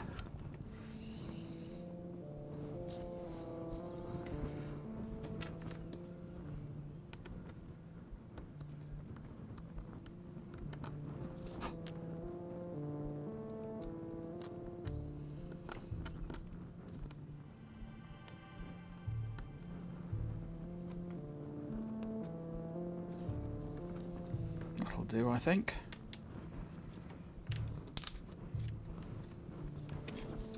And then we'll do the same to this one.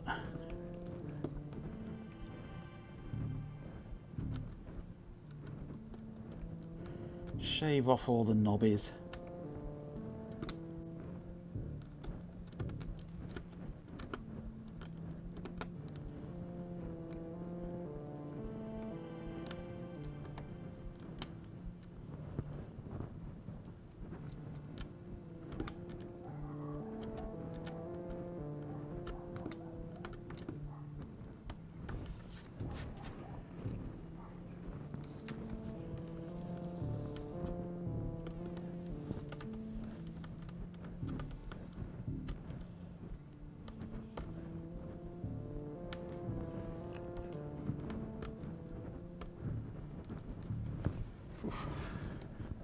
Make my arm make this.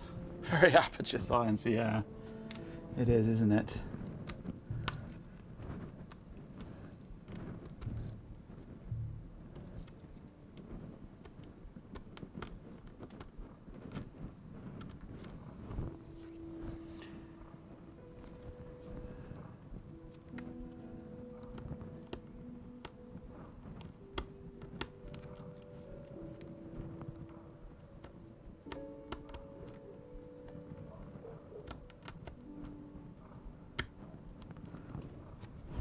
Oof. That's the motorcycling AI after all. This was a triumph. Well, it wasn't going to be a Royal Enfield, was it?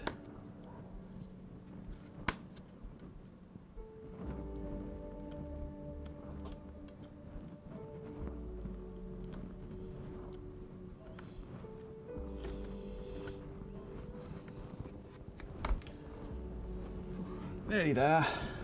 This one's proving tougher than the other one. Or I'm just being more thorough.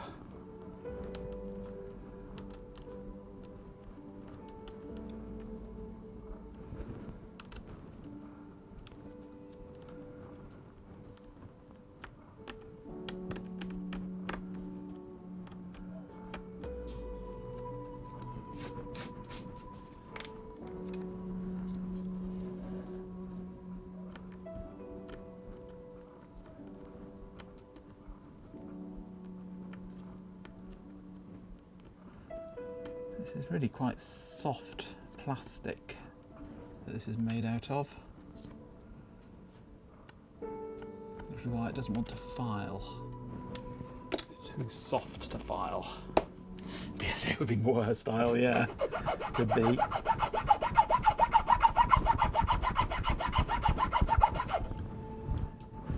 Let's pull that way a bit, that's better.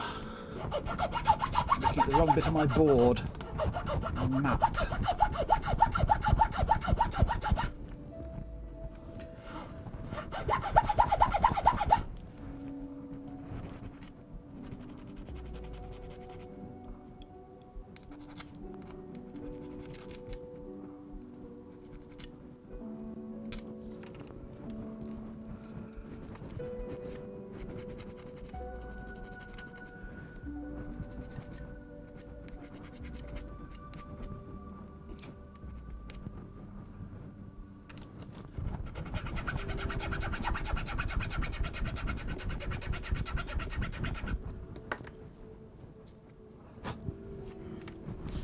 Right, not very smooth that, but it should do the job once I mix it with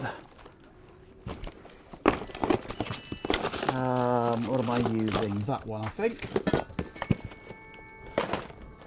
That one will do the job.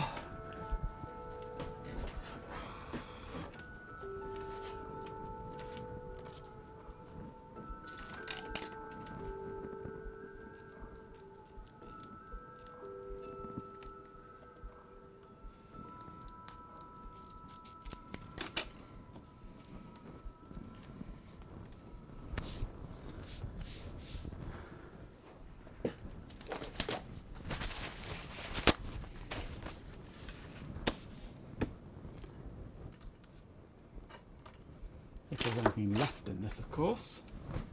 It's seen better days, this tube. Can I get anything out of it? Where's my pokey thing?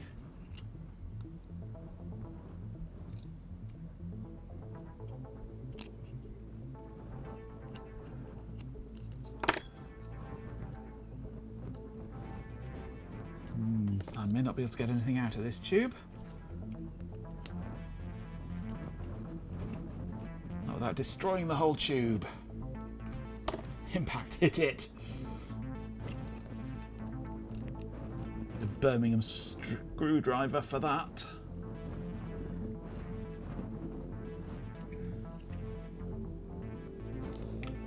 No, it's not coming out.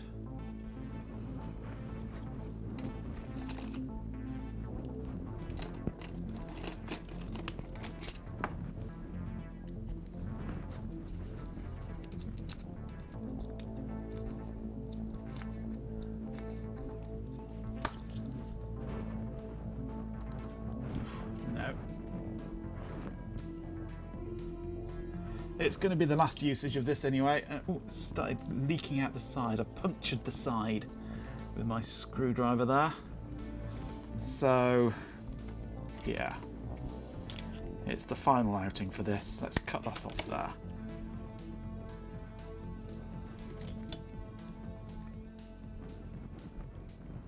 See if there's enough still liquid glue in here to do the job.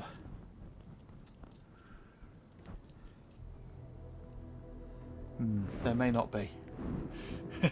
Maybe that's why it's not coming out.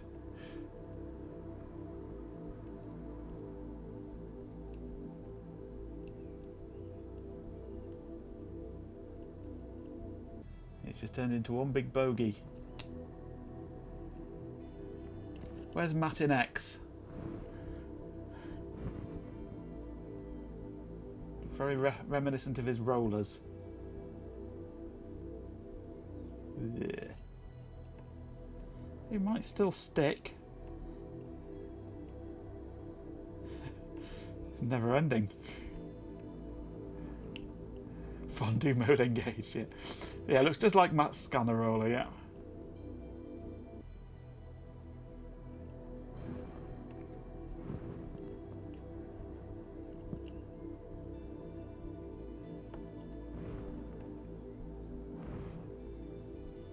No, that's not going to stick.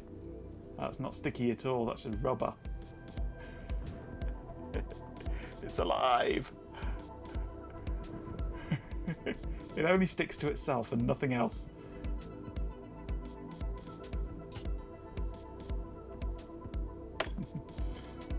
A fun plaything though. So that glue is not of any use to us. So we have its big brother. But I don't know where this is going to squirt. Because again, this is something I haven't used for ages, and I don't know which way the nozzle is going to want to squirt today. If it's going to want to squirt at all. Let's give it a squirt, see what happens. Oh, that's going quite well actually.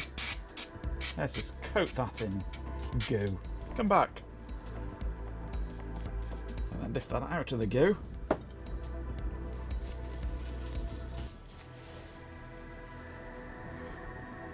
That is certainly sticky. I can stick my fingers together with that.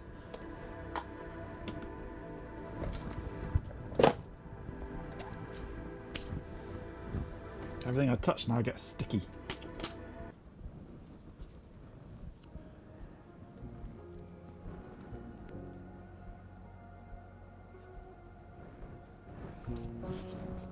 Where's my other good piece of Velcro stuff gone? That's the crappy bit. Where's the other good piece gone?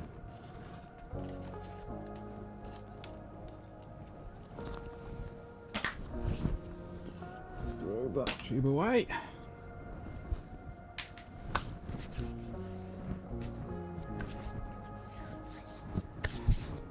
I've heard of adhesive. This is subtractesive. Keep away from the goats, yeah. What have I done with that? It was here just now. That's the crappy... Oh, I'll just use the crappy bit. It's fine.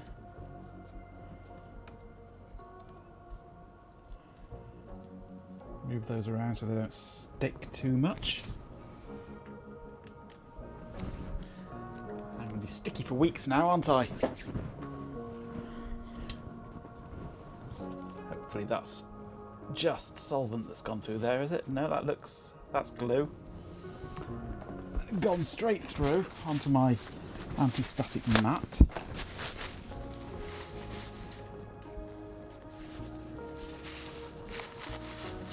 Ugh. That's nice.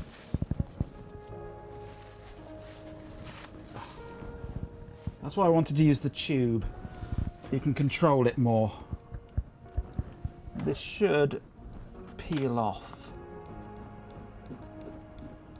when dryish, I hope. So it turns into bogies. Yeah.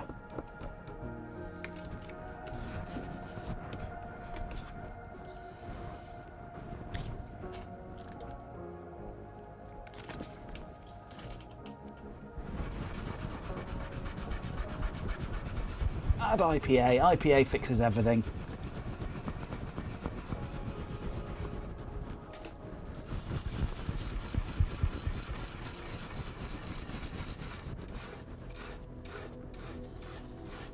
I've got acetone, which will fix it, but that might destroy the mat.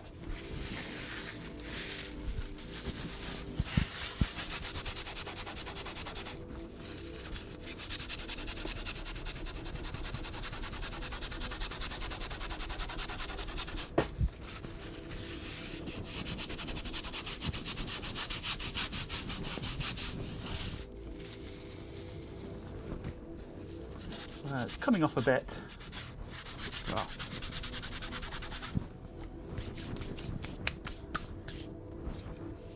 You don't want to dissolve yourself here.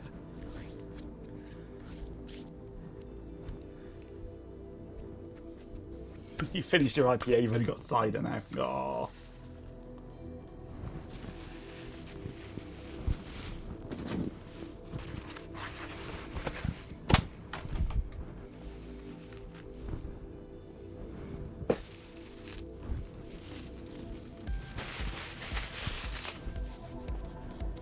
can't see anything at the moment, it's just a whiteout.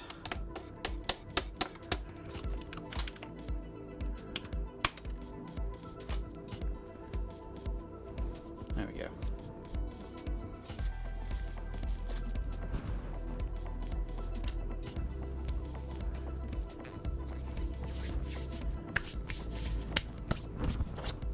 There's just not enough puns to go around, is there, Chloe?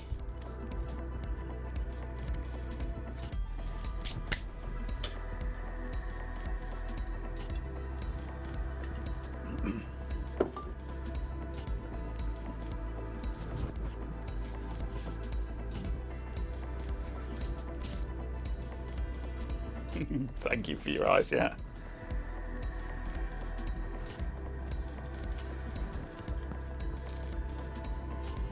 Should be sticking nicely. Trouble is, I've got so much all over my hands that I'm sticking to everything as well.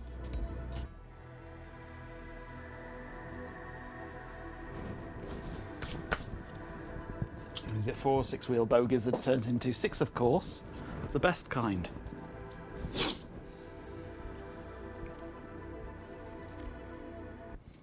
Got to spread that load as much as possible.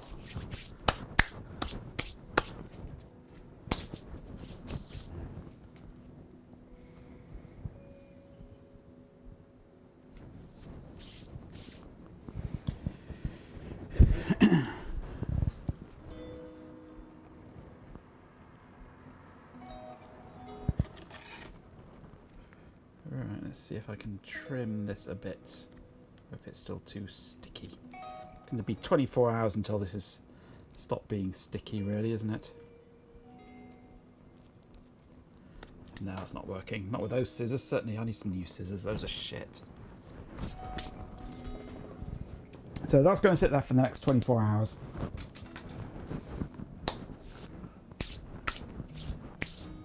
Probably not going to be till Sunday when I put it in the garage anyway.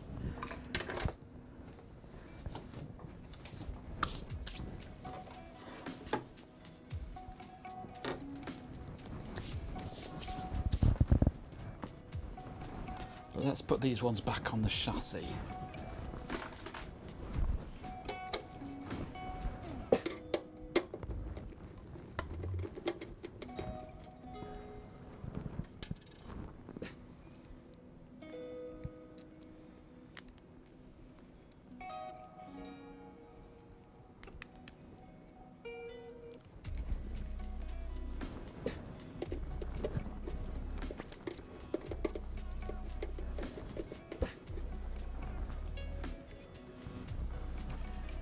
Shit scissors, not to be confused with the poop knife.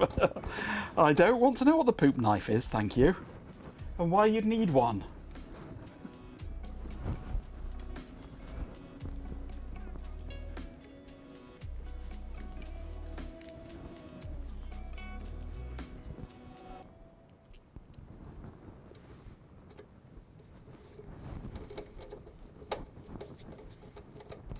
Okay. Velcro discs are back on the chassis, so they're safe. They won't get lost now. I'm actually going to put these just inside the hard drive bay of the chassis, so they can't, well, they will get lost. This is great for picking up bits of plastic, actually, isn't it?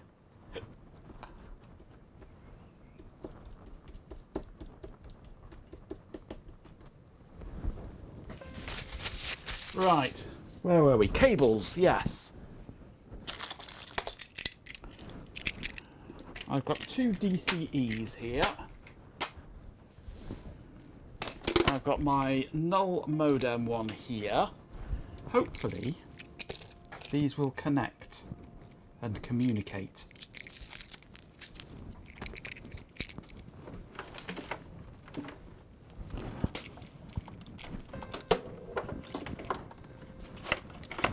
So if I take my console connection, feed it through this wire here,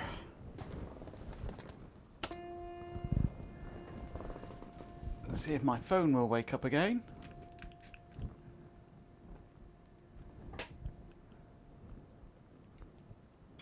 we go.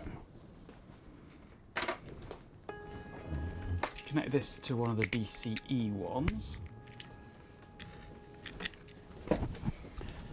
And this goes in to the top one here, I believe.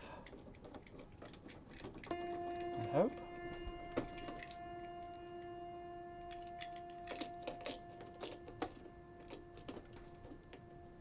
It's only a 3-wire serial interface, this, so most of it does not have any effect on anything. Just those TX and RX lines, are they the right way around? And power on. Yay, it works. Perfect. That's a good sign. So I've got those cables already, so nothing more to do. The cables are ready to go. All the cable adapters are ready to go. The drives are installed. The Velcro is drying. It's ready to go. Actually, one thing I can just quickly show you is one of the tweaks that I've made to its settings is I can do a brake on here now, which I couldn't before, which allows me to remote boot it. Is that the right value? No, it wasn't. 175, is it? 175000. No, what was it? I've forgotten what the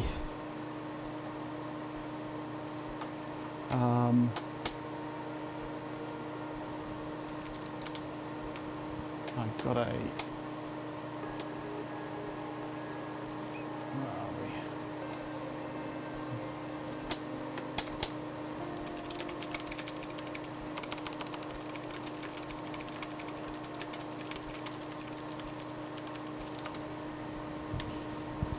Told me the right value before. Hopefully you'll do the same thing again. I know what it is. Just tell me what the power on reset vector is. No, that's complete bollocks. You got it wrong this time. There it is. It's 173. I thought it was 173000. Go. It's not doing it now. It was doing it fine before.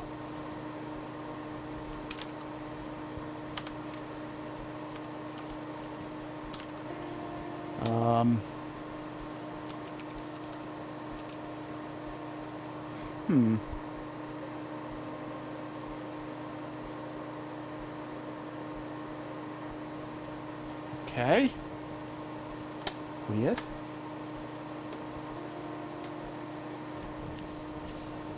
Returns after knifing a card.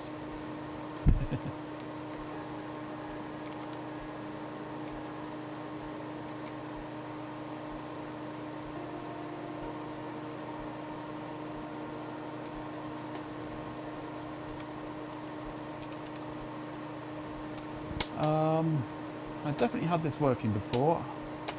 So yeah, just make sure. Where are we? Previous chat whilst trying to work stuff out.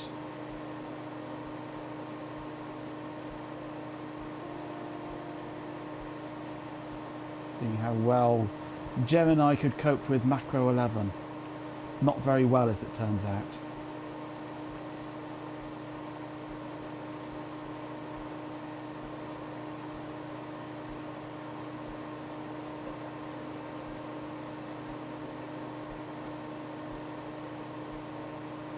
Yeah, 173800 octal.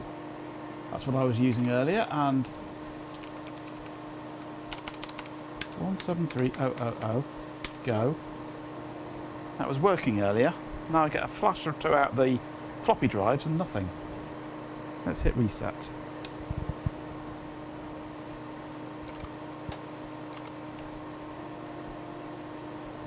So I've got no way of doing a reset. Well, I can do a remote power on and off, or off and on, for a reset, I suppose. But I definitely did 17300G earlier, and it would go back into the boot menu.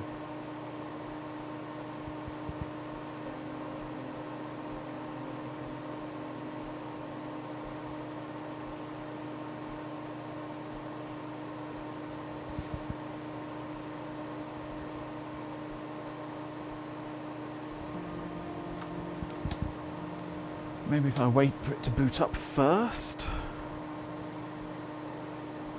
Because with RT11, if you make a mistake with your programming, then you end up in a loop with Control-C disabled. You've got no way out of it other than to reboot the entire computer.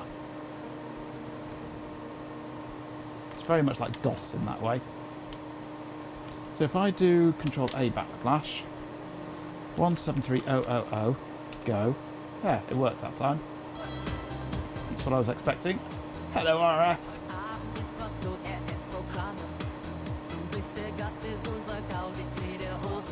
I don't know, Ben. It might be.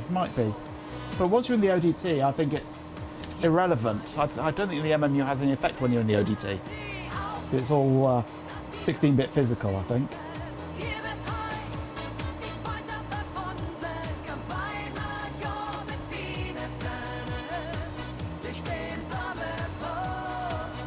But certainly once I'm into the OS, I can do that. And then choose what to boot from.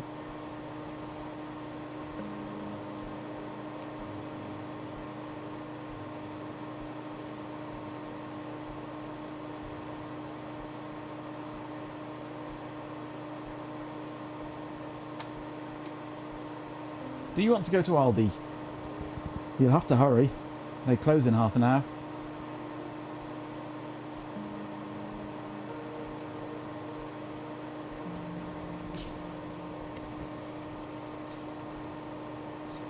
Aldi's 500 metres away. You'll have to hurry. They close in half an hour.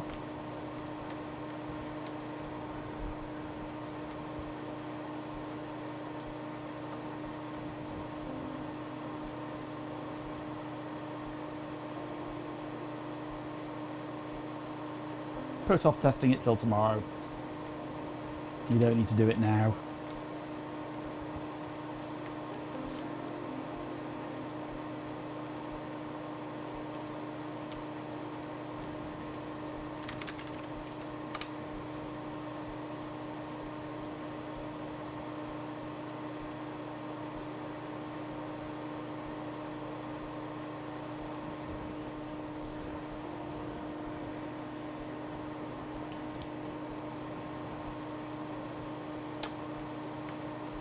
You can put that off till tomorrow as well, Chloe.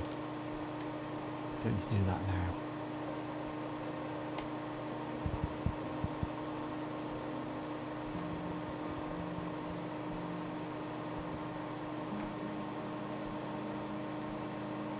Right, well I think we're done now. Not a lot else to do. Everything's working, everything's happy. I just wish this had a network card in it. That would make life so much easier. If I could do network booting, that would solve all my problems. But it's about 150 quid for a network card from America. And then you risk not getting it in one piece when it gets over here. You get them cheaper, but from China, I wouldn't trust one from China.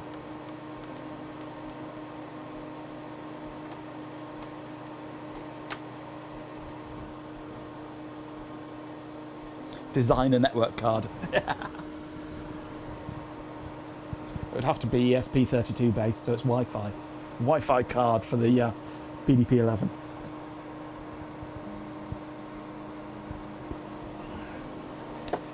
I mean, it'd be easy enough to build a card, but the hard part is the software, because it would really need Wi-Fi card through that gate. Well, yeah, it would have to have external antenna. It would really need to be DEQNA compatible, so it would have to talk the exact same language and have the same registers and things, and working out all that sort of thing is going to be tricky. Doable, perfectly doable. It's a key card. But the interfacing to Q-Bus is tricky, shall we say, because the official buffers that you should use are hen's teeth, rocking horse shit. Just can't get them, or not easily. So yeah, I would need to come up with an alternative, really, of rolling my own buffers, probably using multiple chips and hoping that it does it in the right way. And that's, yeah, tricky. Because Q-Bus is, well, it's deck. Need I say more? Anyway, for the next 24 minutes, actually, how can we? What do we need? Let's have that. 180 for that, plus the zip. So I have 18. So 100. Yeah, we can do that. Copy. DD0 Zork 1.Z5 to D1. The Cubone does, yeah, well, the Cubone has proper buffers, but it has those buffers on removable. Well, the new version has those buffers on removable cards, so that if a buffer dies, you can send that card back to Decromancer, and they will replace that one buffer chip and send it back to you.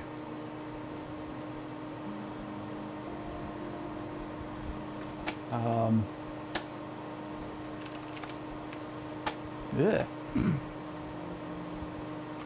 No, not that one. That's the old one. This is the Decromancer Cubone. It has the buffers on removable cards.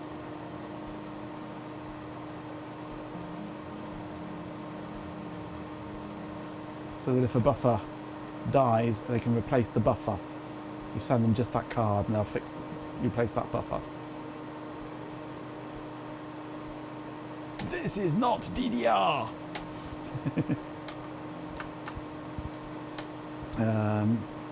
Tells you about it somewhere here.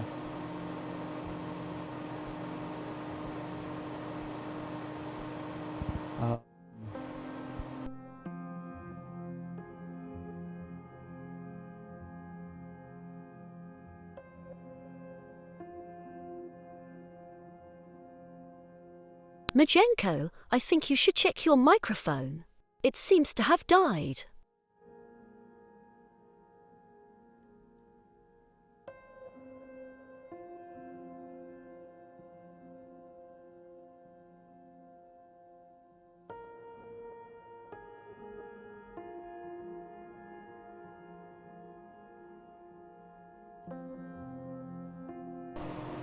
That should be fixed again.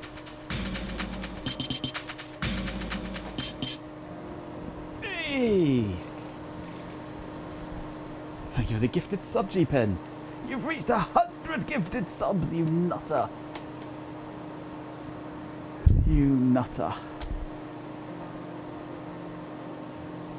Majenko bot, Ogyo. Till, trying to engage me in pointless distractions. Fine. Thank you, Goat Master. Now, please, for the love of all that is broken, go away and let me attempt to assemble this infernal PDP-11. Seriously, the Goat Sanctuary comment was unsettling. Here we go. It's on here, yes. In 2008, Eric Smith did an analysis of alternative driver chips and concluded the TI AM68S10 and SN75138 would be acceptable, if not perfect, replacements for the long obsolete DS8641 and 3662 parts. Sadly, both parts went EOL when TI decided to shut down their 150mm wafer process. So despite Jörg Hopp's respin of the board in 2024, it was a little too late. Last time buy window was closed and stock at most resellers was gone or was restricted in volume. Things were looking bleak until we got lucky in Shenzhen. A retailer was willing to sell us sufficient DS3662s, but only in surface mount form. We acquired enough to make another run of Cubones. That left the other issues and sorting out how to make surface mount driver chips swappable for failure or misuse. After going heads down for a few months, we have the answer, the new Cubone Dual. Swappable drivers on sodium size boards. Do not put DDR RAM in these. The pinout is custom to Cubone Dual. Each board holds 6 drivers. Due to extremely limited supply, we won't be selling these separately, but we will be providing an exchange service for our customers who have failed driver chips. So that's their answer to it, is to use the official ones that they've managed to scrounge some together of.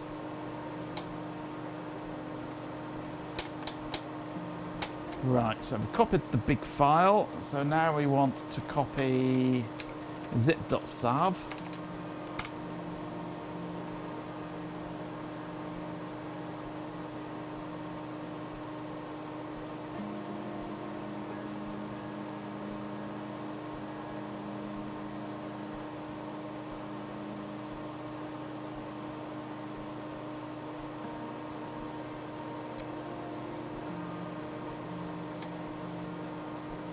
I've been trying to find someone to sub all stream. I was worrying that the failure rate is high enough for that to be a consideration. Yeah.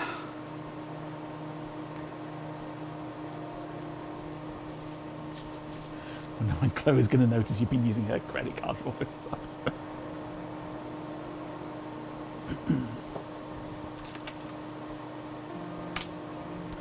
Okay, run zip. Off the floppy drive. Well, GoTech.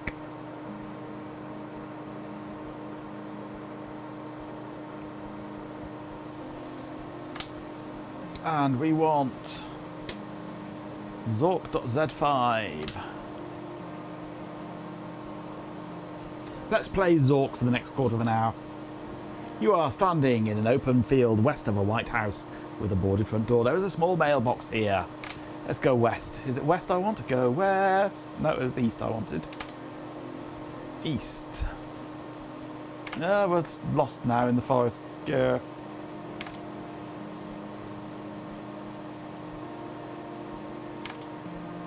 Life is peaceful there. I'm lost in the forest. So there we go, south of house. Is it east from here? There we go, behind house. Stab self with sword. I've got to get the sword first. Open window.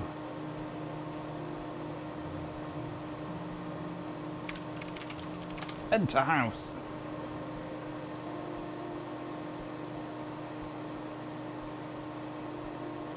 Mount sis. Don't know the word mount. Is it a window or a jar? Get bottle.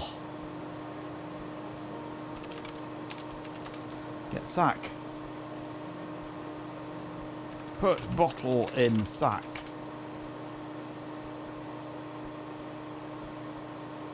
Sack isn't open. Open sack. A lunch and a clove of garlic. Wear sack.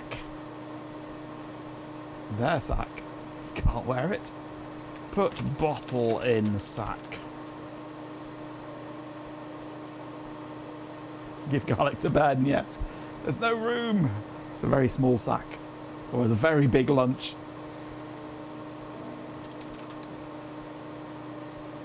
Okay. Is it west we want to go from here? Yeah.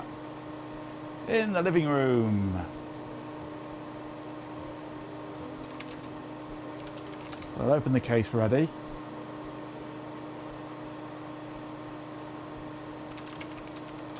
Get sword.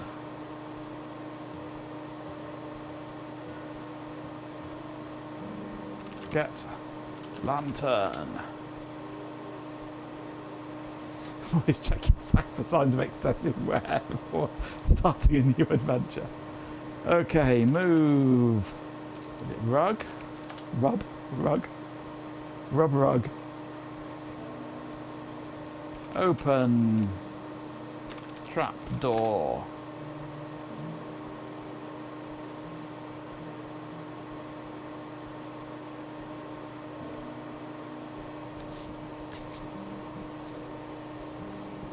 That sounds horrendous, Ant. That really sounds bad. You're not getting access to my PDP-11's internal registers. That would be terrible with jeeping around. What's not to like? Throw self down staircase. Light lantern. I wish I could type. Stab self with PPU. Jump. Whee! Very good. Now you can go to the second grade. We'll go down.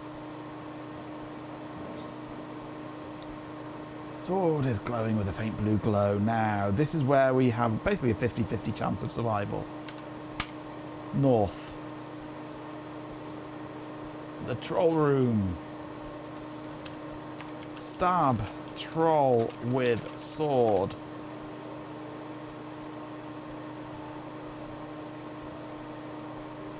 Troll dodges. Stab troll with sword.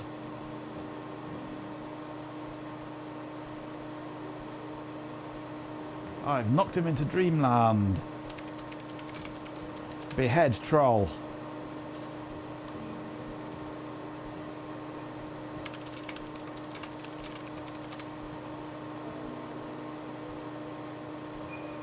Finish him off. He's gone, yay.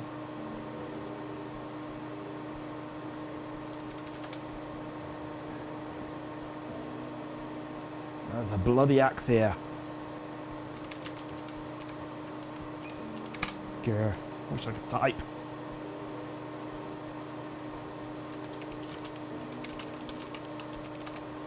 Clean axe with water. Nice try. Open bottle. Lick blood stains. Pour bottle on axe. I don't like having blood on my axe. You can't pour that. You can't pour a bottle. Pour water on axe.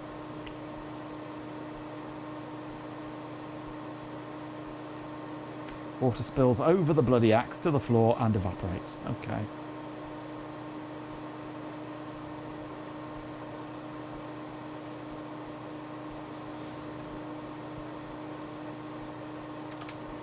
Okay, so I am carrying axe, lantern, sword, sack,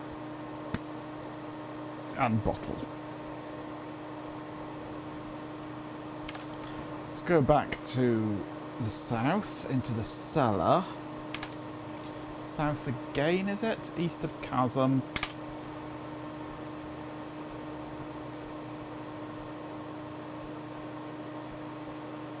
Oh, there's the dodgy bloke there that steals your stuff. Right. We want the painting. That's got to go into the trophy cabinet. My load is too heavy. Time to shoot my load then. You got the Babel fish. Oh, that voice says, fool.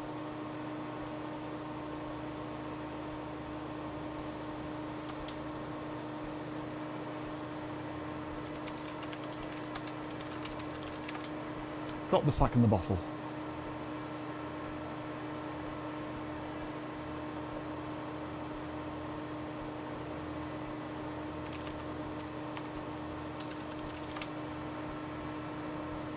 No, you haven't had a bad idea, have you, Ben? That's very bad news.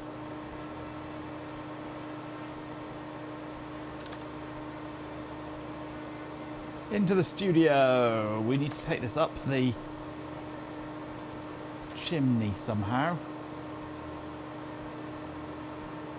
Let's drop axe. Drop sword. Can I go up? Yep, I'm in the kitchen. I can go west. Put painting in cabinet. No, it's not a cabinet. What is it?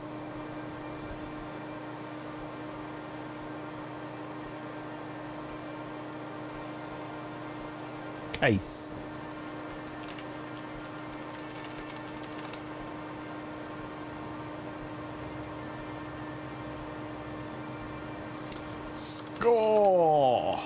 have 45 points in 55 moves.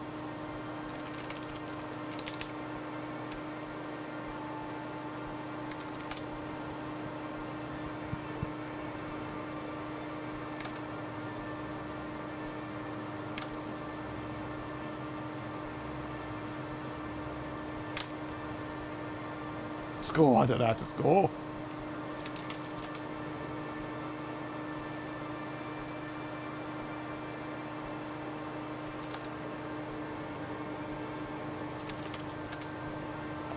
Right, we have managed to do the first thing.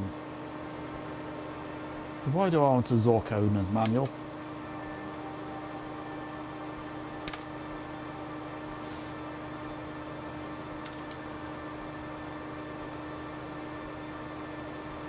Can I save my game? Yes, I can.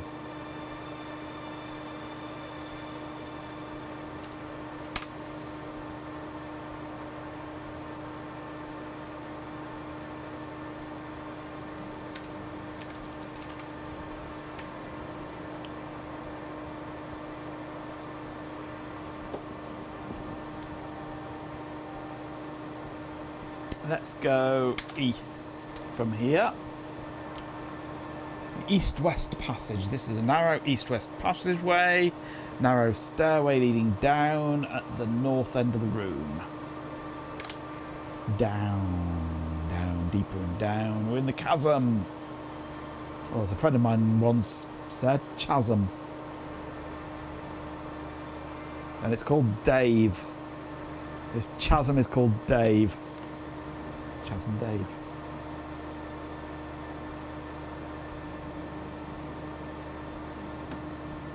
Northeast. Head to the dam. That's Quo, not go west. You are in a long room on the south shore of a large lake far too deep and wide for crossing. There is a path along the stream to the east or west, a steep pathway climbing southwest along the edge of a chasm, and a path leading into a canyon to the southwest.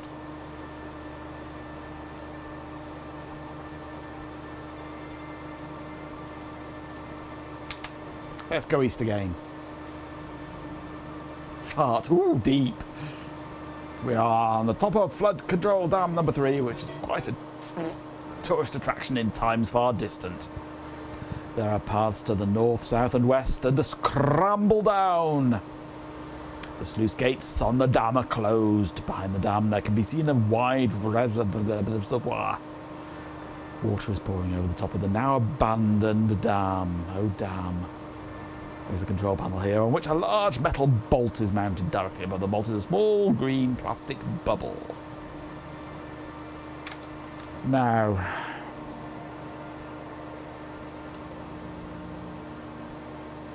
that's the boat. We don't need the boat yet.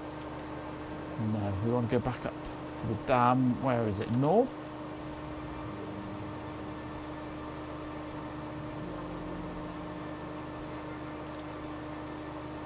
Where's the control maintenance room? There we go, with the buttons.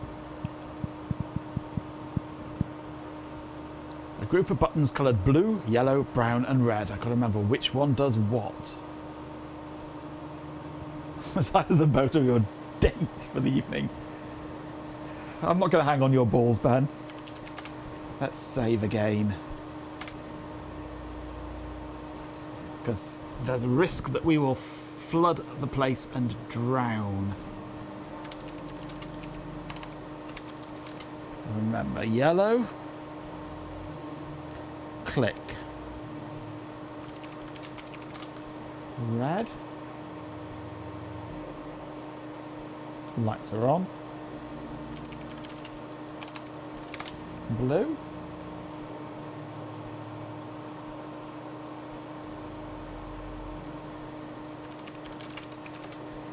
Brown. This is where we drown now, isn't it?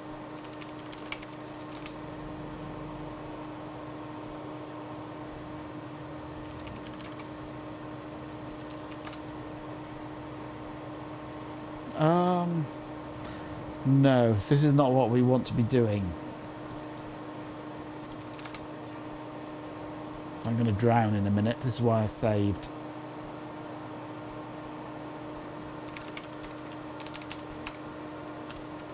We need the tube.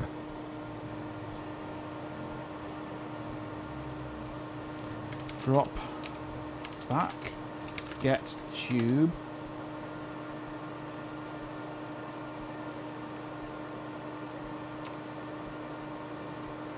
Open tube.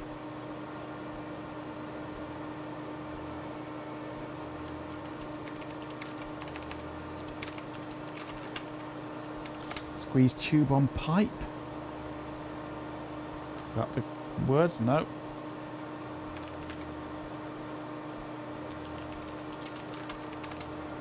Put material on pipe. There we go. That's what you do. We stopped the leak.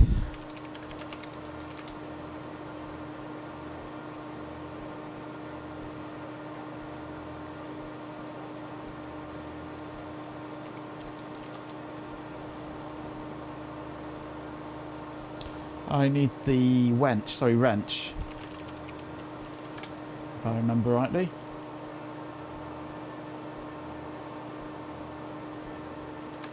I need to drop this axe, I think. Don't need the bottle.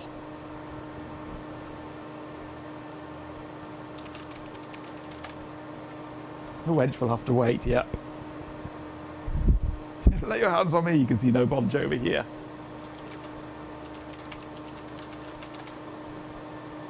He doesn't know the word lay. So we go south, south. The green plastic bubble is now glowing serenely. Turn bolt with wrench.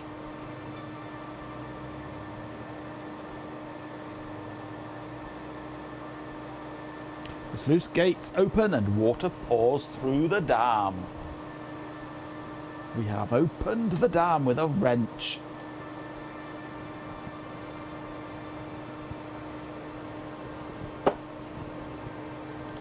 I'm going to save again.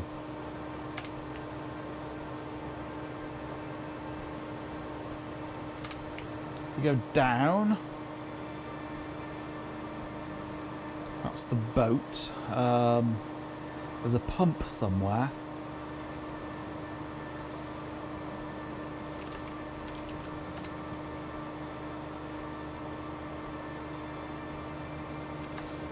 I'm going to stick everything in the maintenance room. That's where most things are at the moment.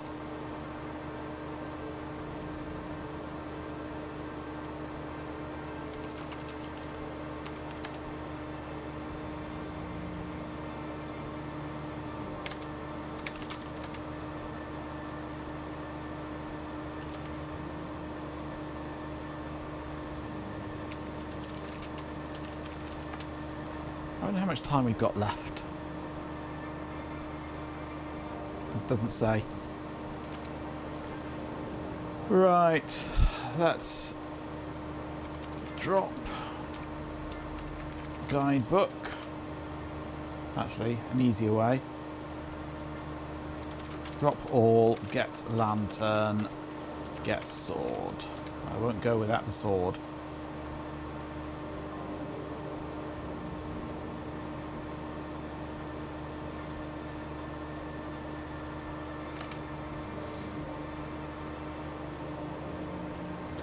Right, so the maintenance room is our storage area at the moment where we're dumping all our crap.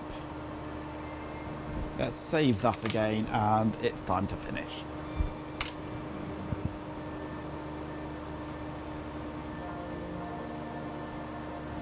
Okay. Quit.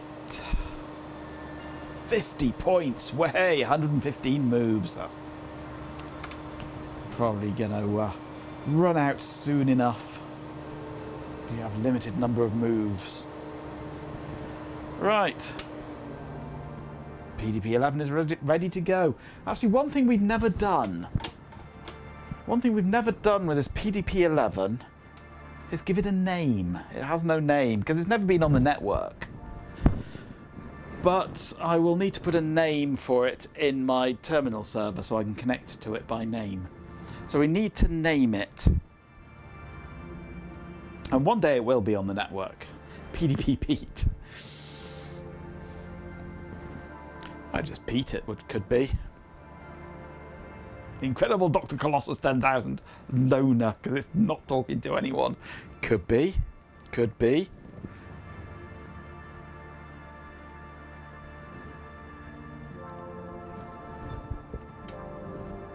Corn. No. It has to be a limit of 6 letters. Potato. It is a bit of a potato.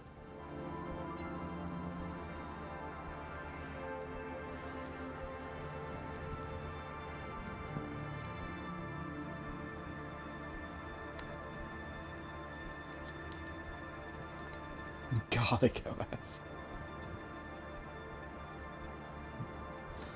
You can Pete as a nice prize for the 100 subs by G-Pin. Yeah. If G-Pin is really happy with Pete. I'm giving enough bad names to things in this channel, yes. Including RTMFM, etc. The almighty eldest.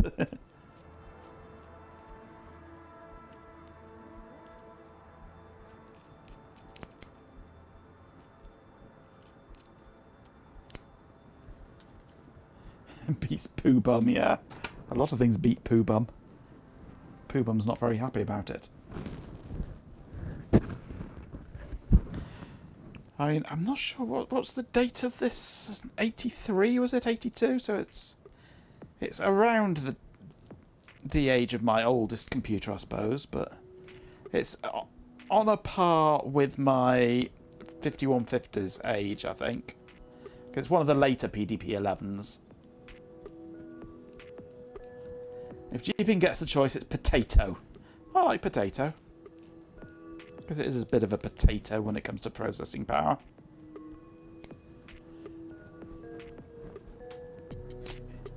But in other news, the discs have now been trimmed. They've stuck enough for me to be able to trim them. I just need to cut out the middle bits. So just one more thing before I finish off. Let's get the right camera. Let's brighten that up a bit.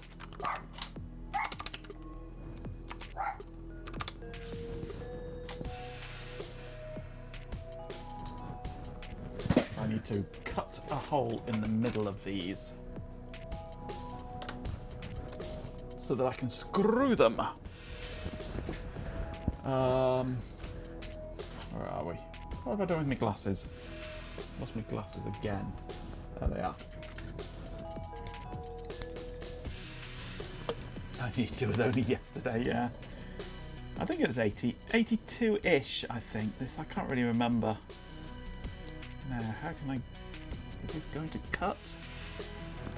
Or is it just going to tear? Tearing's fine. You just get enough of a hole to get a screw into it.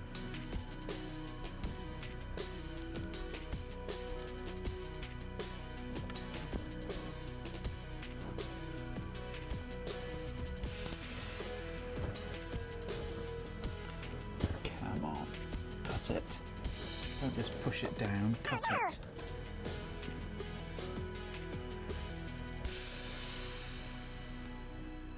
I do apologise, I'm an idiot. Oh, are you? Oh, I didn't think you were an idiot. Bit of a fool maybe, but I wouldn't say idiot. No, I can't get this to cut.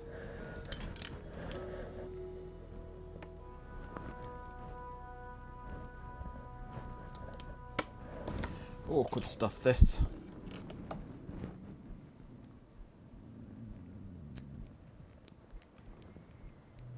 It's too hairy. That's the problem.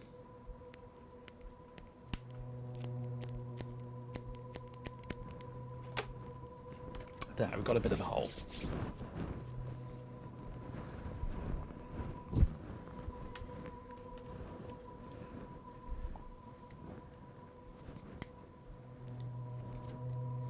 You're an idiot that can't publish your last 2 VODs yet. You didn't dox yourself again, did you?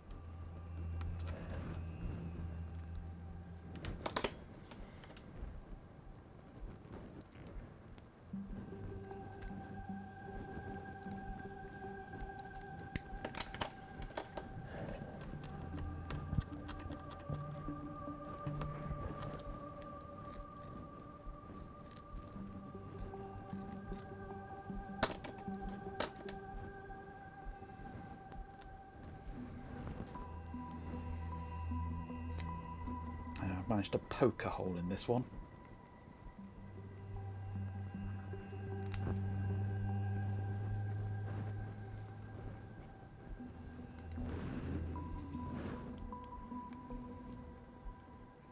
A flash of your family email address at one point. Oh dear.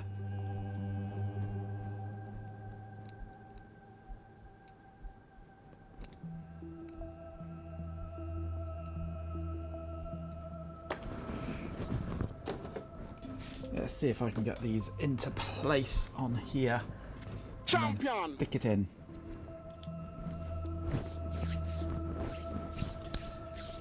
Ooh, Norse Harold, thank you for the bit. Thank you, the song The Internet is for porn. No, the internet is for cats. We all know that.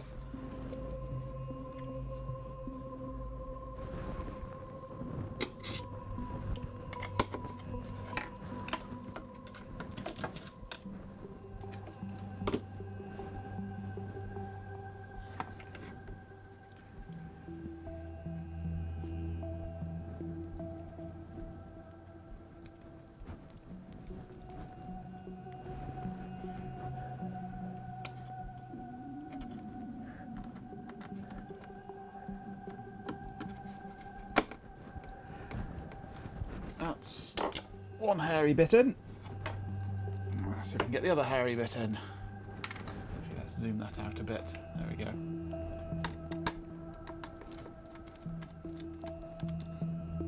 It's easy to download a VOD, but you can't then put a VOD back up again. That's why I tend to have my VODs up on YouTube, because if I do need to edit something out, I can then just re-upload it to YouTube. But you can't really upload.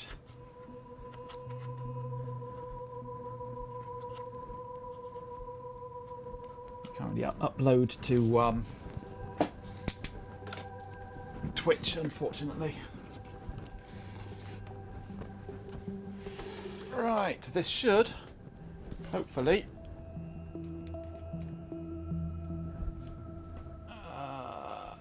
that one, is it? Yeah. Should hopefully stick on the front properly. Let's get the right way up.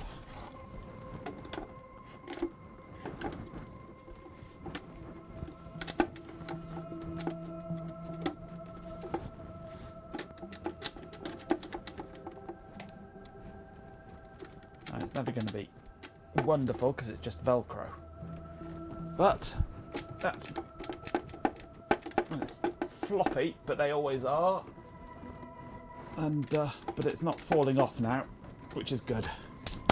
So that is now ready to be transported down into the garage. In fact, it's going to be on its side, that side facing down. So one thing I do need to do, actually, if I get my camera down here, whoops, let's not drop my phone. One thing I will need to do, champion, undo this again. Don't forget to also blur out the Chinese porn, Lego porn, and food porn in my car. Yeah. One thing I do need to do is this.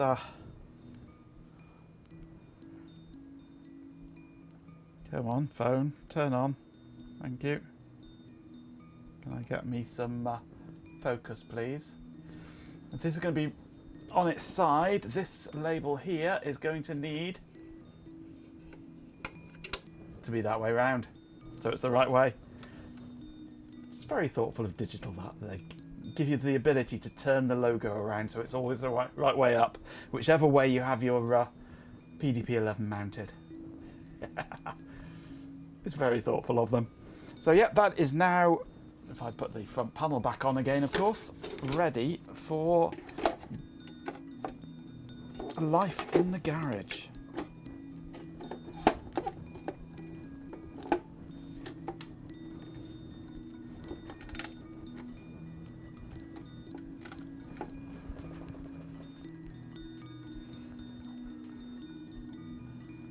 There it is, in all its PDP-11 glory.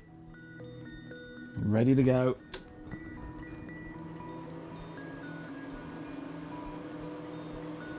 Sony copied it for the PS2, yeah. The rainbow's the same, yes. It's so useful. The best part of this case design, definitely. And there's not really enough blinking lights on this model. It needs more blinking lights.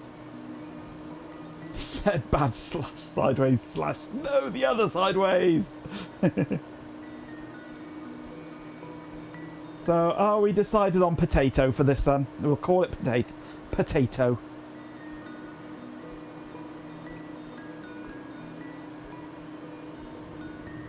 And it shall live in the garage henceforth and be accessible through serial only.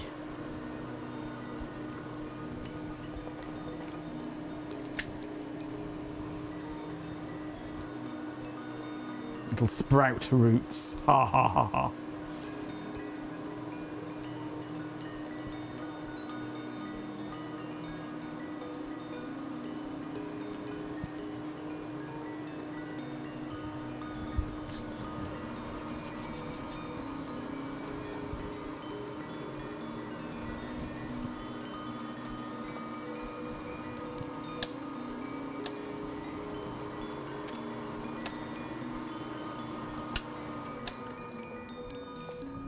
Right, those buttons ring a bell. Sure this is like a system you used to use at work, quite possibly.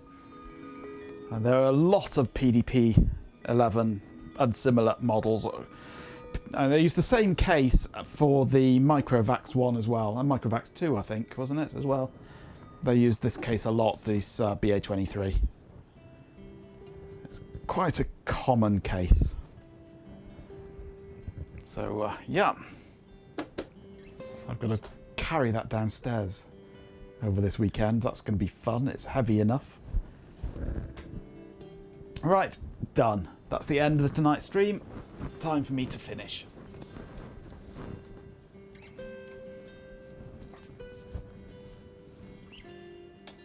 Sure, the dog will help. Well, we are actually dog sitting this weekend as it happens.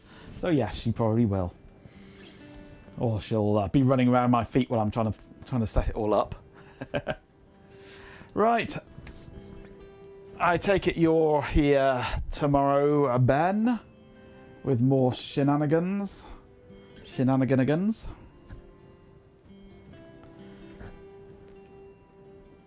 Yes, you heard earlier. She's been taken out for a walk. So she goes back Monday, I think. Just a long weekend, that's all. So yeah. Right, so I shall be back unless Shelby has laziness planned. I shall be back on Monday. You was wondering if that was outside your window or on stream. It was here. Definitely here. She gets excited when she goes out for a walk at night. Right, yeah, I'll be back on Monday, if not before. Where's my outro button hiding? There it is. You've got a pain in the arse scheduled meeting for 4:30, so you might be late. So 4:30 on a Friday. They lived. Well, money's money. Money talks. And here's a mock helix at the end. Too late for the bot to say hello to you. Hello, goodbye.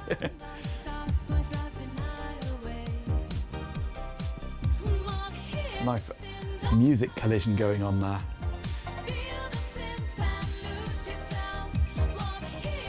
A remix.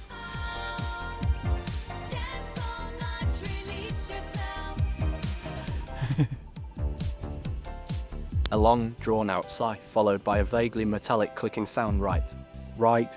Okay. Well, that was something. Honestly, I don't even know what happened. Just a lot of noise. Thank you all individually for participating. To Norse Harold, Go Gadget 360, PC Margus Pro Incest Fuzzy, The Scope Master, RF Programmer, Daft Punkle, Dopaz Beta Mink, Remake Up, Chloe Raccoon, The Industrious, and Sir Stews a lot seriously. Baljamet.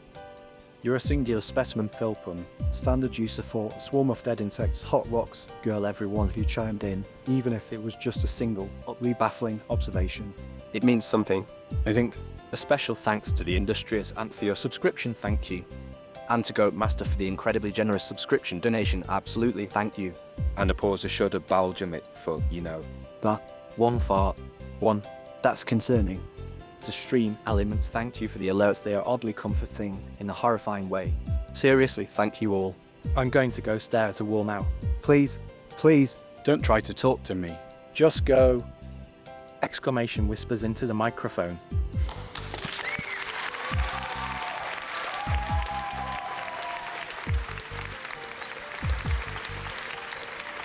Well, the asterisks in the TTS are supposed to give a little emphasis to that word by just slowing it down a bit and breaking it at that point. But it doesn't actually work as I intended, really. So maybe I will just filter them out in future. Or just filter out the bot, as Chloe suggests. What has the PDP-11 ever done to make it stay in the garage? It's too noisy. It's really, really loud fans on it.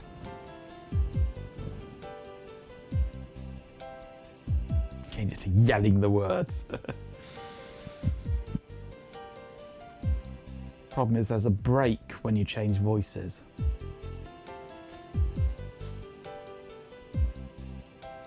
The bot is on a train.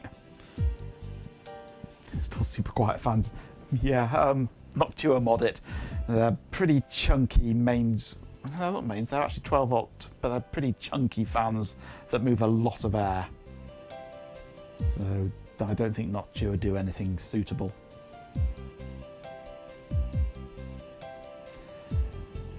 Well, if we replace the PSU, then we would also have to design a whole line clock thing because it uses the PSU for a 50 Hz interrupt.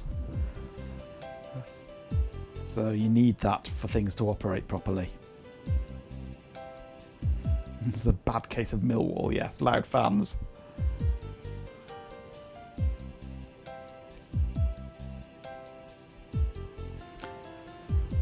But the fans aren't just for the PSU, the fans are for the whole computer.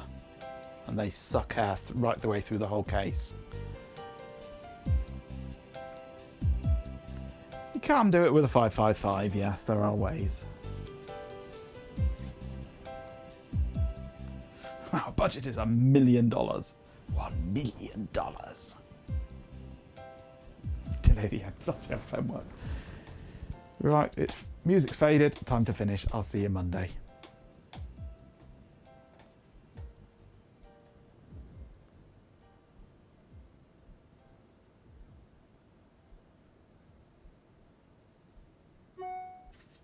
Can there be an intelligence at work here?